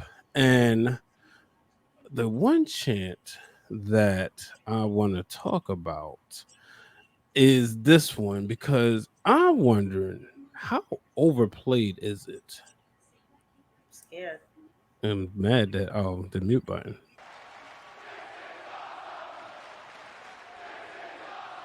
The This Is Awesome Nah, chant. this isn't overrated. Is it now when you have a match like that's on the screen I use for the photo, Sasha and Bailey, it works. It works. But then there's sometimes that we hear just because we see flip, flip, flip, jump, suplex, clothesline, flip, and then the stare off. But there's no You just story. listed off a Young Bucks match. So that's Right. basically Bingo. what I that was was. literally like, I feel like I Flip, had to flip, do like super a kicks, dance flip, dance spam, spam, revolution choreography just now. Flip, flip, dance, dance. Spanish Yep. fly, super kick. Everyone goes down. Hmm. And you know it's like they go for those moves just to get that, and you know it's the type of, as P would say, the type of wrestling that Bret Hart can't stand because there's no story to it. But there's always the "this is awesome" chant. So then you know they feel like they've done a great job. But then if they get into like the locker room, you know, where Tony Khan's like, "Yeah, buddy," but then you might have a Billy Gunn say, "No, that's not psychology." So my question is, let's start with you, Sandor. You don't think it's overrated a bit sometimes? No, I think it actually gives the wrestler a sense of boost and confidence and morale when they're putting in their best work in the ring, and then Mhm. you're doing all this work that you put into the ring, and then you hear the crowd chant and go, "This is awesome." I feel like it's good for the wrestlers. I feel like it does perfectly for why they go out and do what they do. Because Okay. you can have that, or you can have what was going on. Like I said, I'm gonna talk about it till the day I die. Being in the Eyes On Center, and they're so over the fact they've seen Randy Orton, Alberto Del Rio, Wade Barrett, and freaking um what was it? Sheamus wrestle for the 1400th time, and they're so over the match to the point where they start not only chanting Michael Cole and JBL, they start chanting the referee's name. They start chanting Justin. Night after WrestleMania, right? Yeah, they start Beach chanting other balls. people's name than the beach balls. I would rather that than them doing that, because that to me is rude. Like Okay. you're wrestling in a ring and you're chanting everybody else's name. Like, we get it, you're bored, and like the boos are not enough, and you want the match to be cut short, but chant other people's names, I feel like that will definitely hurt me as a performer, as opposed to this is awesome, to where I just put my whole entire body through a table and you don't think it's boring. You think that this awesome. I'd rather that. Justin. So it's for the Oh, respect of the sorry. wrestlers. No, that's it. It's Mm. for the respect of the wrestlers. And with that in mind, the respect of our wrestlers, for me, this is awesome. Enhances matches because that's where if it's a genuine, this is awesome because they put on a banger of a match that enhances to where like, oh, we're watching something great, possibly phenomenal. Like I think of like Gargano and Almas when they're putting on a banger in Philly. You get that this is awesome, and then all of a sudden you give them a standing ovation, and no one sits down for that match. I think of Sami Zayn KO from Battleground 2016, similar thing where this is a throw home pay per view right before the brand split, and they're just throwing out a banger of a match just because they want to. Mm-hmm. Or I'm thinking of Cole and Gargano, the 2 out of 3 falls from Takeover New York, and then when we get to the third fall, where it's just absolutely loud and insane, and we're living off of every single pin and kick out and whatnot, where those this is awesome can really enhance a match when it's genuine. There's times where people just do it just because they're staring at each other. Yeah. Although I'll throw bail for Kenny Omega and Bryan Danielson because we didn't know if we were ever gonna get that match. So for them Mm. to face off and then you're giving the this is awesome like makes sense. But if it's not authentic and it's just like we're just throwing that in just to throw that in, then it kind of takes you out of the match. But it's more of an enhancer. Mm-hmm. Okay. And Krista. I agree with Sandra. I don't think it's overrated. I do think that it helps with the flow of the match. There are times where people chant just so that they can go and not be bored with the match, like the beach ball stuff, or like when you in New York and everybody's yelling, "You're like, stop! That's not for you! Stop! Like, stop it!" Right. But when you have something like this is awesome. Like even when we were in Boston for Survivor Series and the help me out, y'all. The War The Games. War bloodline Games war match. games, I War was games. War definitely games. thinking the Hell in a men's or Cell, but no, women's. that wasn't it. Both. Okay. That was when things was all good, man. All right, you mentioned Sami Zayn's fault, and I It promise. is. Anyway, when you have those matches, like even the standoff, like when Roman, I believe, stopped Jay from going out, but made Yeah, and it Sammy says go out. Sammy. And they Mhm. started was like, "Yo, this is awesome. This is Mhm. like because it was that bill. Like this is it's the approval of the crowd that makes I feel like that makes the wrestler keeps going." Okay. I'll stand in minority. Um, To answer Major's question real quick, has Miz ever got this? Yes, I think it was No Mercy. I forget the year, the one where he faced Ziggler for the IC title, and if Ziggler yeah. lost, he would quit. And that was Yeah. like the best match on that card. I also think he got a "This is awesome" chant when he just got tired of being overshadowed and he started to break down like, what about me? What about the Miz? Like people actually started to see him come out that box and come out that Right. cell. And then also, guys, this is awesome chant when Brie Bella came and punched him in the face because I think I started that one. Mm. I was there for that. You I was know Well, there for that. that. there's a chant that that's trending upward that we seeing that's get ready to kind of like be the next, dare say, what? Yes. And that's Let this me one. talk to you. Yeah. Let me talk to you. Yeah. Let me. Yeah. Did you pay your taxes? Yeah, Yeah. Did you I brush your love it. teeth? Yeah. I I like love it. it. Did you I change love your it. drawers? Yeah. What I'm do done with you, you. we some LA Knight fans around here? We Yeah. are. Yeah. We are. I set it up. Hold on a sec. Now, since we're talking about LA Knight, can we talk about how all of a sudden WWE has all this footage of LA Knight from like 2014, 2015, from Right. commercials Where from was Because like they're gonna the milk early it. 2010s that's getting resurfaced? That's They're like, gonna milk where's it. LA Knight? And here's like random LA Knight pops up in Triple H's workout video. Wait, Triple H had a workout video? Well, LA Knight's in his fucking Aldi he's commercial. talking on the Wait. mic. That's LA Knight in an Aldi commercial? Like, who the hell has stored this footage that, like, yo, 10 years from now, this man's going to get over. He's going to say, yeah. And we're just going to be like, fucking unleash the footage. It's like fucking Snyder Cut. Did you tune into those wrestling girls? Yeah. Yeah. Did you subscribe to the Patreon? Yeah. And Twitch. Yeah. And Threads. First of all, friends.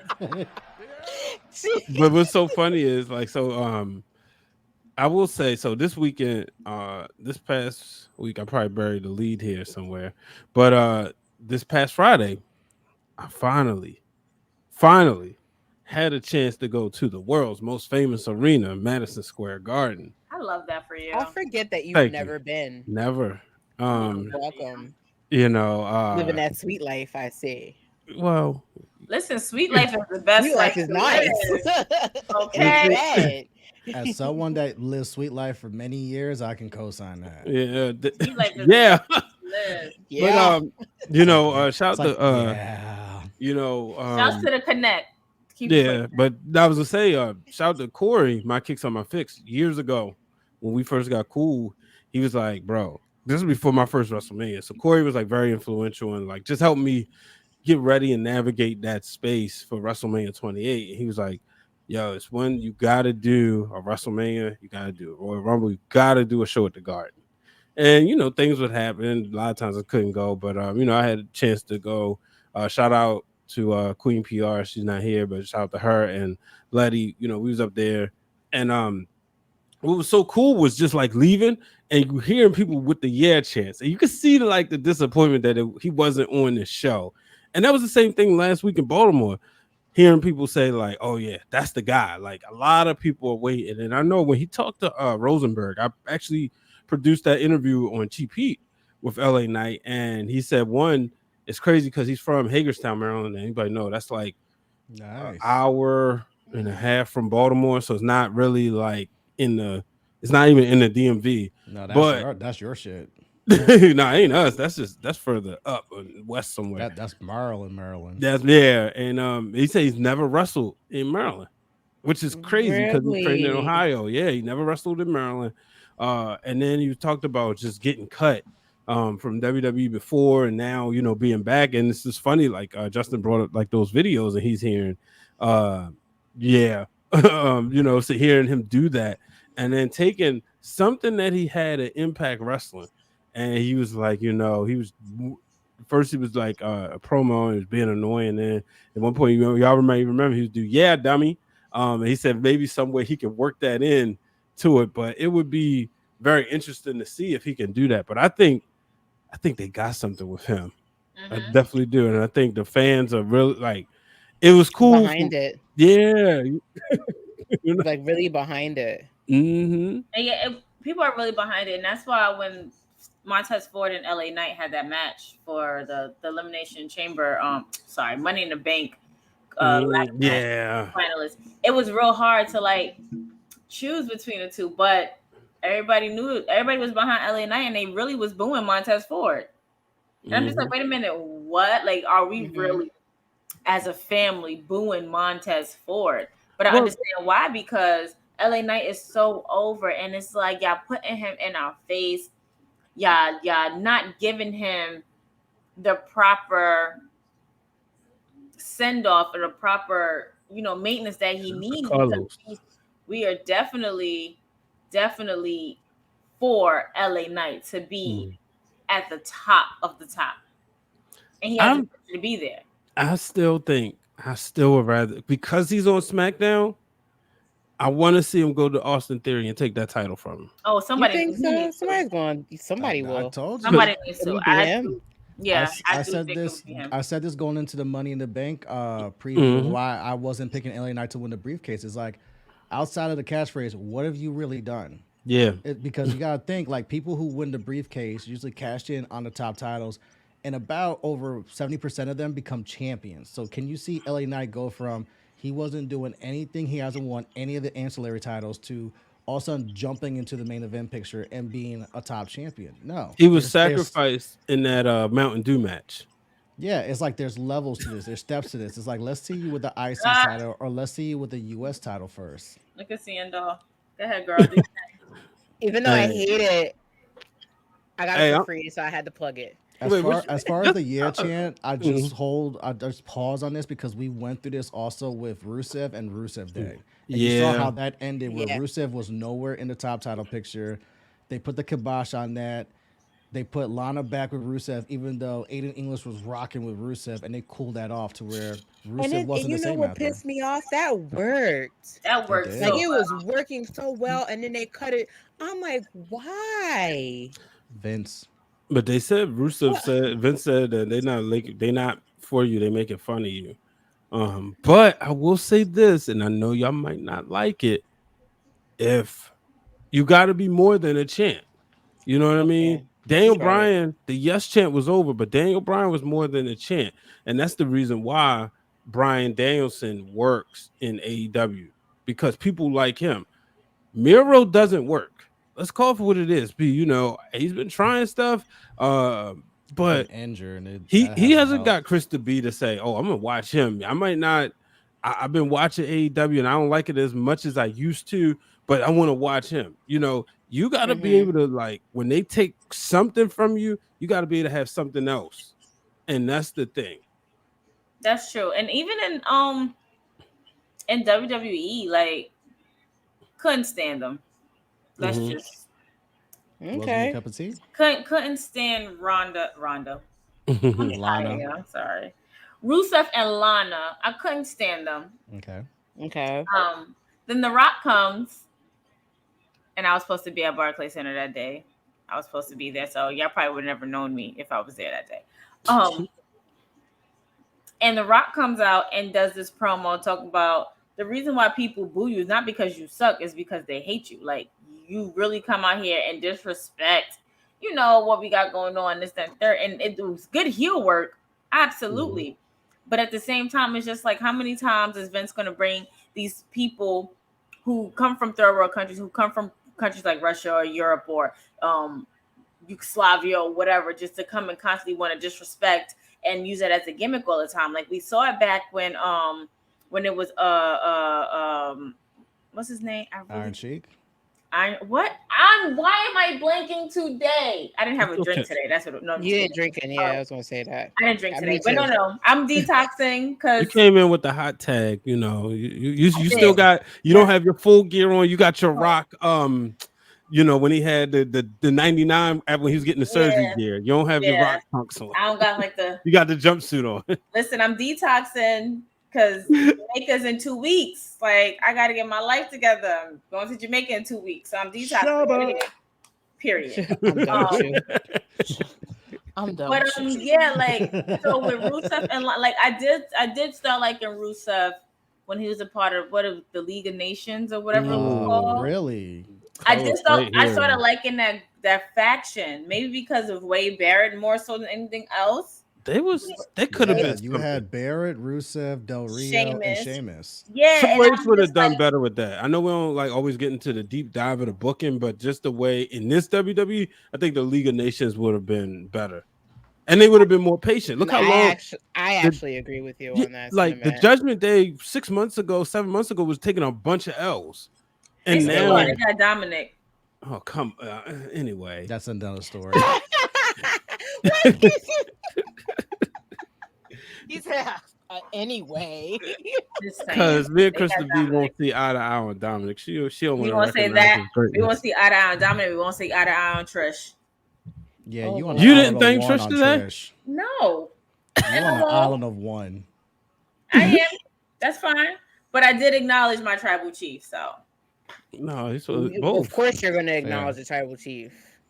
Him is on the TV. Him on the TV. Yes. Okay? Him. But to bring up Carlos' point, yeah, I think definitely it can be done if the story is right. Gunther, to me, he can't do no wrong right now. Honestly, But when Gunther's Gunther was my Walter, he was doing all of the wrong. What you mean? Y'all don't You're gonna remember? have to explain I this gotta. because the Y'all only don't difference. I didn't remember? watch Walter. I can't say because I didn't watch too much of Walter. Y'all don't I didn't remember start the watching- whole sexual scandals that was surrounding Walter's name?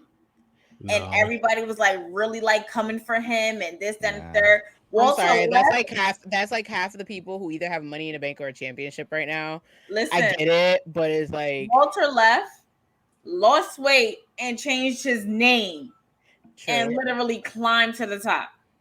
Get it. But so Literally but climbed to the Damian top. Priest literally was being Dr. Delicious out there, and now he's Mr. Money in the Bank. Exactly. And then you also have Mr. Don't even get me started on No Shoes. Your Matt boy with Riddle. No Shoes, literally a tag team champion after he found out he cheated on his wife. So listen, Hey man, the everybody's man came out dirt, with Sean Clark. everybody's dirt is brown and gross. But guess what? Is what you do with the soil, honey. At this point, I wouldn't be shocked if somebody else come out with something tomorrow. We can wake up something, find out something else tomorrow. And Gunther's had a hell of a run right now to where like Gunther's honestly, if he decides to jump into Royal Rumble, he's my favorite to win it this year. Mm-hmm.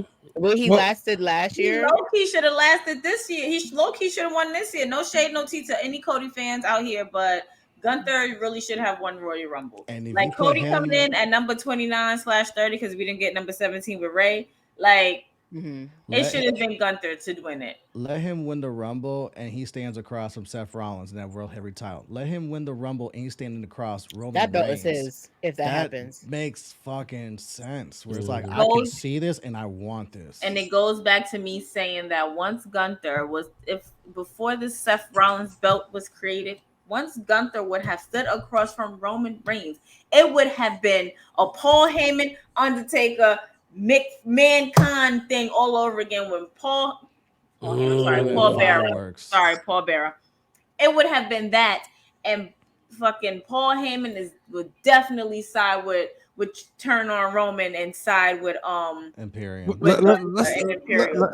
let that happen when the tribal chief is ready to go in 2025, 2026. Because I still want to see him. That man is ready to go now. No, I want to see him pass Double H's I'm about record. to say, And y'all you were- know you that's were my in guy, Madison but I Square still want Garden to see. for SmackDown, Brian. You saw that tribal chief look stressed. He got looked on his stressed. knees. He ready to creased go. his shoes. He's a sneakerhead and creased those lows to give Jey Uso the pia. Because look, That's gonna be a man. gift next. Watch. But before we got two more chances before we get out of here, and I'm gonna save one for last because I know where I want to go, and it all just works that Krista B is here on this episode. But before we get into that one, I want to talk about this one right here. Now, remember one time when this chant happened, Bray Wyatt basically said like, no, don't chant, and I saw pardon me, let me scroll up, but I saw it was said that this was an overrated one when we talked about that this is awesome. Do y'all think You Deserve It is overrated? Is it played out? I think for me, it kind of sits up there with the chant before. I forgot what we were talking about. We just got so trash with the chant before. It kind of sits up there. Okay. Because You Deserve It can definitely be a good and a bad way. It can definitely be a good way to where when Becky turned on Charlotte, beat Charlotte ass at SummerSlam after Charlotte won. You deserve that ass whooping, Or when one of my favorite matches of all time, Charlotte and Sasha had a Fall Counts Anywhere match, and Sasha gave her the bank statement through the ramp and made Charlotte tap out, and they was chanting "You Deserve It" to Sasha, Or when Bianca won her 3-peat at Mania, "You Deserve It." It literally has a negative and positive connotation to it. Just like those wrestling girls, you're gonna talk about us regardless, whether it's good or bad. Our names is gonna be in your mouth. You understand? So you deserve it. Is that whether you deserve to get your ass beat or you deserve to win? You deserved it regardless. So I don't think it's overrated. I don't think it's over because that's it's not even often used as much as people may think that it is. It's not often used as much. So when it's used, Yeah. then like Undertaker yelling you they yelling you deserve it to Undertaker at Hall of Fame. He deserved it. It's a real thing. They did. You know, so it just really depends. I feel like it's not overrated. I feel like it's used perfectly. Any moments that y'all that stand out when this chant is as more people come into the club? But any moments about the "You Deserve It" chant that come up? Ooh, immediately comes to mind Sasha Banks winning the Raw Women's title for the first time on the very first Raw post brand split, where she beat Charlotte. Charlotte was champion for damn near 9 months. She was Divas champion. Then she was at WrestleMania 32 to become the women's champion. We have the brand split. Now we're establishing the Raw Women's title and the SmackDown Women's title. Dang, Justin, you got that tattooed on you because you had that date right. Because here's how I know. Because Battleground Justin don't 2016, play. the last pay-per-view that DC ever got, Yep. was the day before, and that's when Bailey made her unofficial debut on the main roster, and it was Sasha and Bailey versus Charlotte and Dana Brooke, and Sasha made Charlotte tap. So going into that first Raw, that's how Sasha got the title shot against Charlotte. Yep.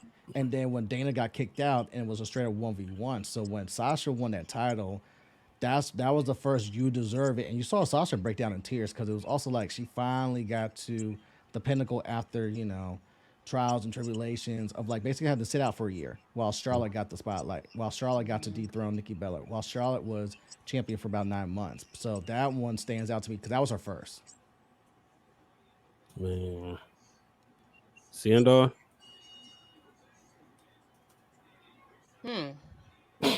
Not to put you on the spot. Any moment that stands out. Probably when Trinity won the SmackDown Championship, coming back at that WrestleMania. I was teary eyed. I was like, oh, thank God, because like Same. she's somebody that deserved it for so long, and then like you see the backstage stuff, they didn't let it go on.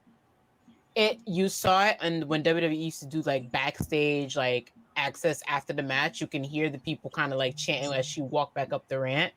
And I was just like, oh, that's like a full circle moment for her because she really was somebody that deserved it. Like, really was somebody that really deserved it. And then, like, of course, I'm going to talk about Ziggy for a second.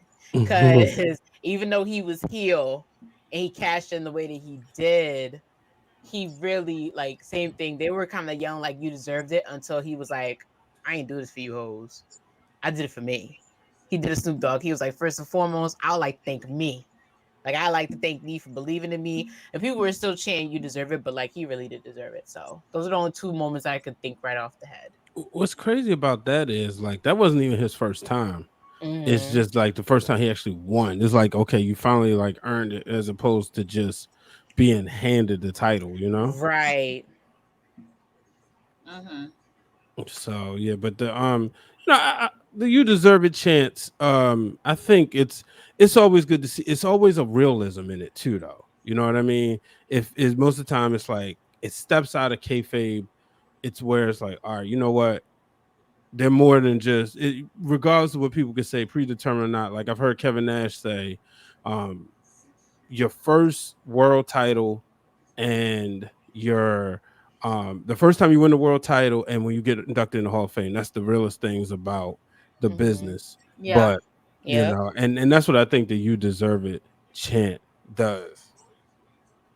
But as I just tweeted this out, as we get ready to close, this is one, and when I throw the photo, I believe that I'm going to CRISTA B first on this one. Scared. Now she may be wondering why I put this, but now for context, one, it's two things. I know that the Survivor Series is CRISTA B's favorite pay-per-view. She's literally the only person on this earth that I know whose favorite pay-per-view is Survivor Series. I also know that her favorite of all time, who's uh, right on her wall, won the championship at Survivor Series. And I know she wasn't necessarily a Have you fan. seen this Samoan? But Krista B, when you hear about the "you sold out" chants, and you think about what The Rock did, He in that- solidified it. No, just kidding. I knew she was gonna. I'm like, dude. Receipts. but let's talk about it. Receipts, okay. Let's Okay. Okay. So that was what, Survivor Series 99, 98. 98. 98. Yes. Really? 99 was terrible. It was supposed to be Rock Austin Triple H, but It didn't I happen. did it for the people. Oh yeah, I did it for the. I got it. I did it, you Oh. thong wearing fatty. Oh, make me do it, Jesse. Ryan wants me to do that promo so bad. I'm waiting for that TikTok. I'm waiting for it.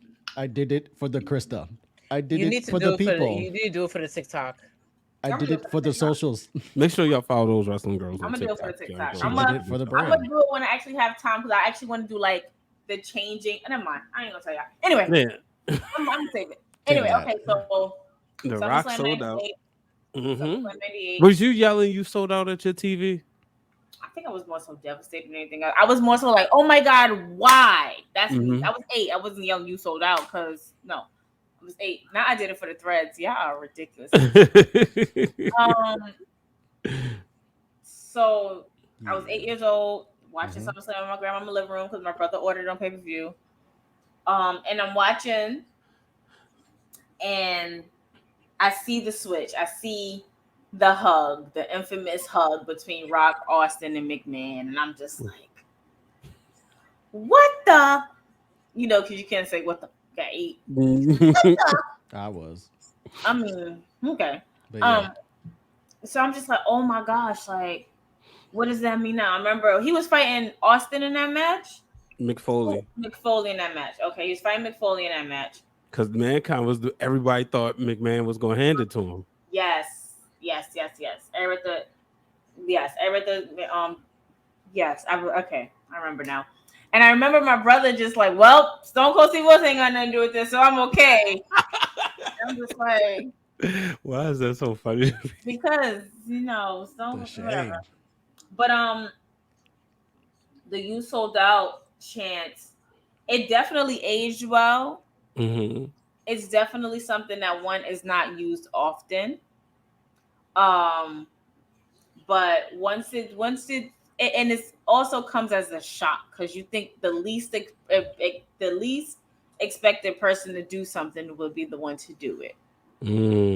All this banter with Rock, McMahon, Foley. We've seen this incredible feud with Foley and Rock throughout the years, and you see like how they just keep bashing on Foley, like just keep bash. Like I literally was at a moment hated The Rock and was just like so sympathetic to Foley because after that it led to Royal Rumble 99, if I'm not mistaken, and that's when we had that I Quit match that I can never watch again in life. The 9-year-old or the 8.5-year-old is like, nope.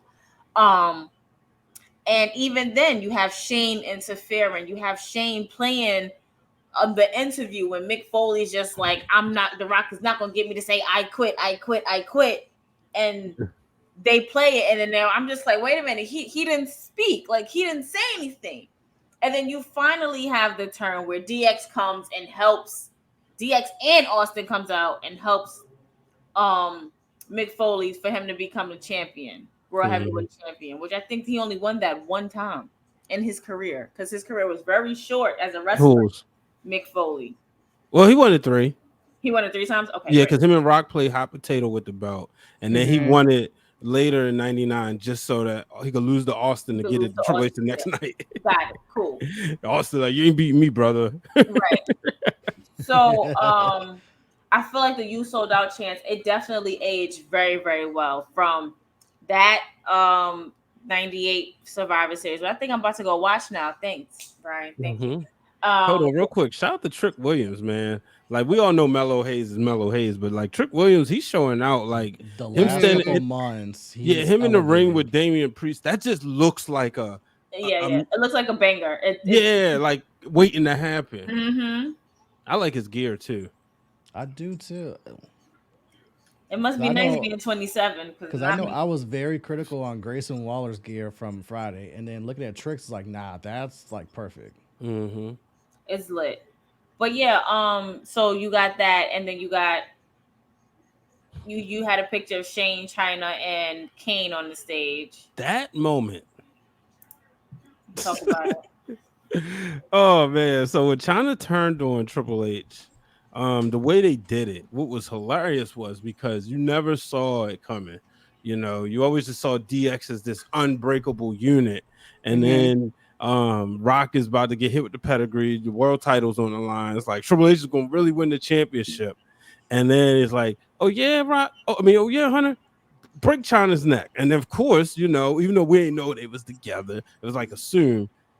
All right, I quit, and then next thing you know, she turns on him.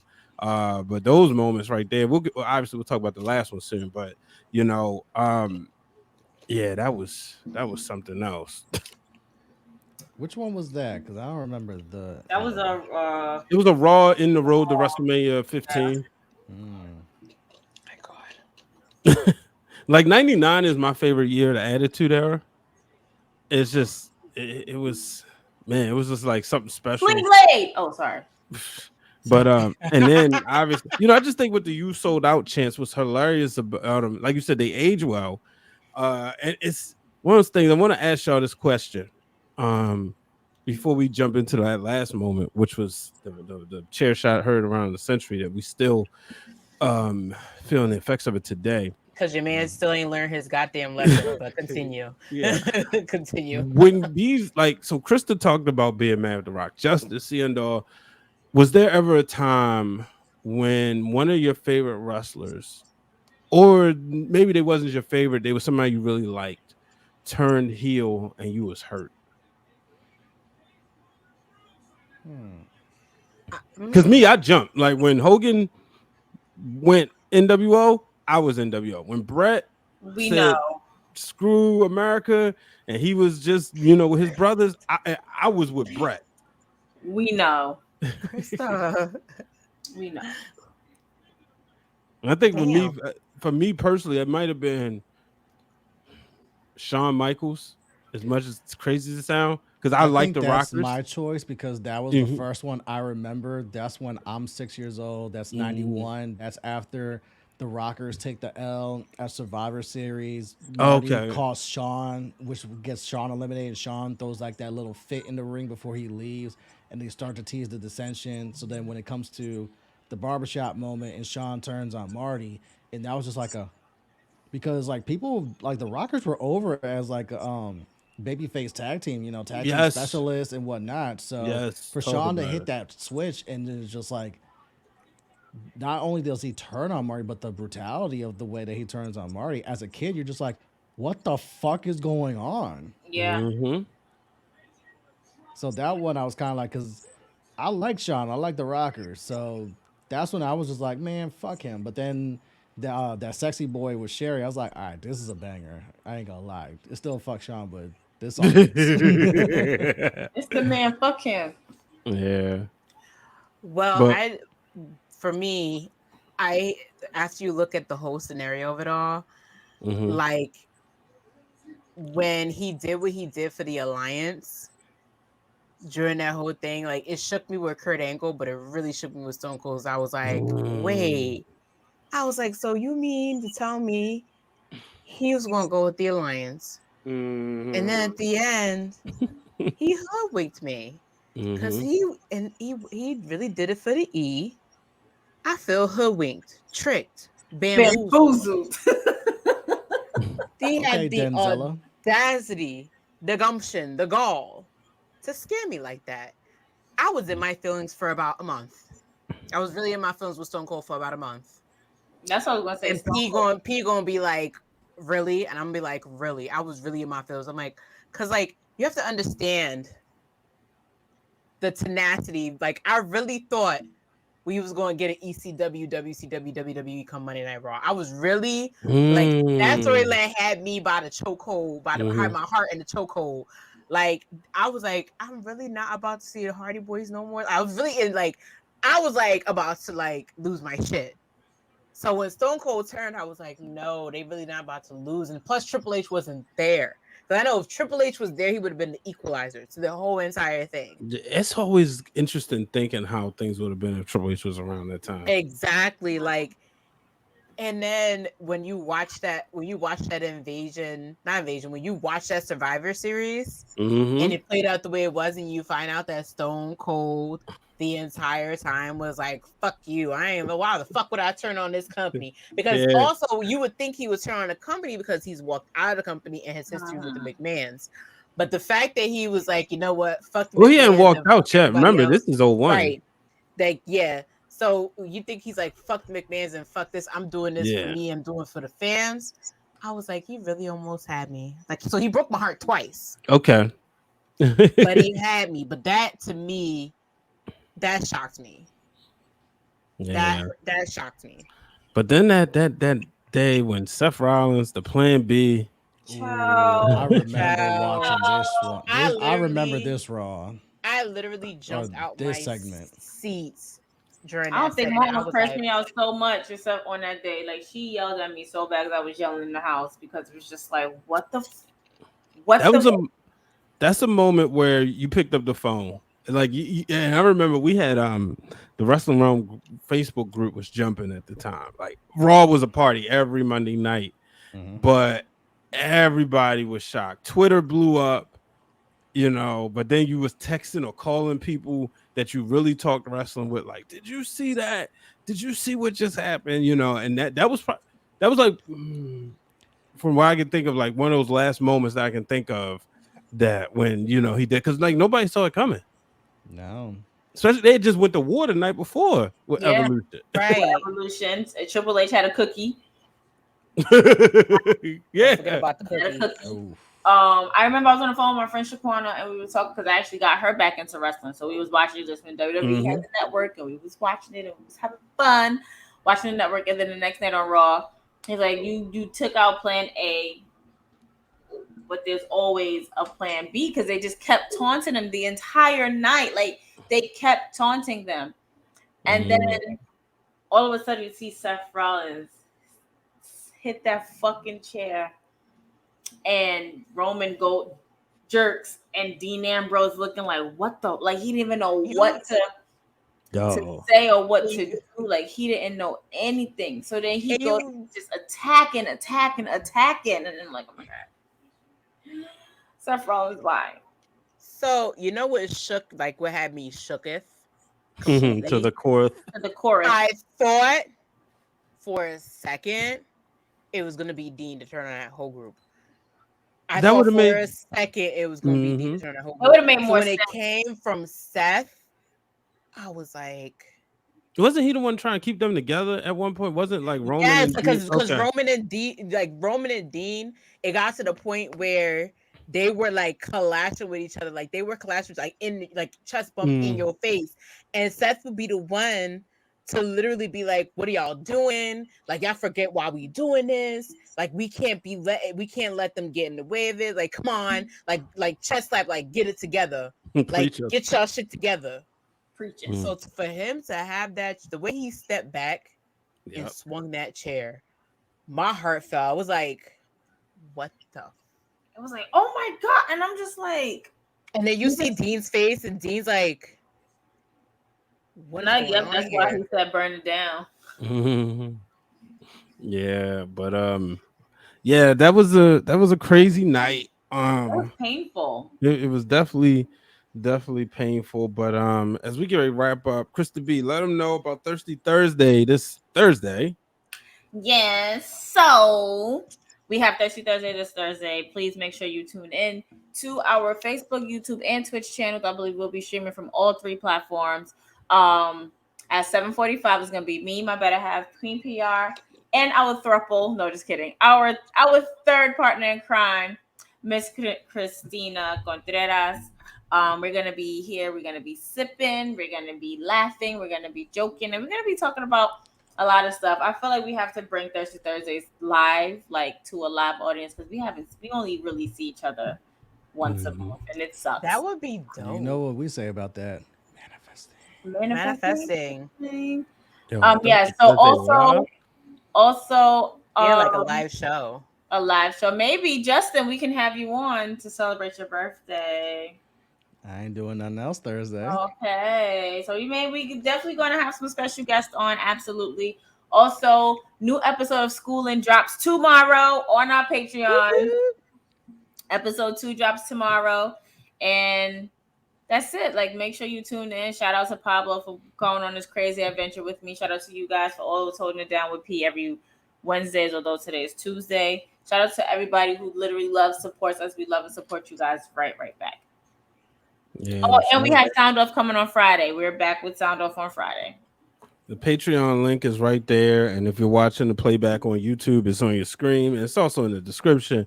But yeah, so go ahead and hit the subscribe button. Look, it's only $1, and for the Only content $1. that you get, it's amazing. I've been a subscriber for what 2-3 years, something like that, and I'm never disappointed. You know, I can read some blogs, I can watch some cool videos, I can learn stuff. So make sure y'all join the Patreon. Absolutely. Y'all know the deal, as Queen PR would say, we have an order.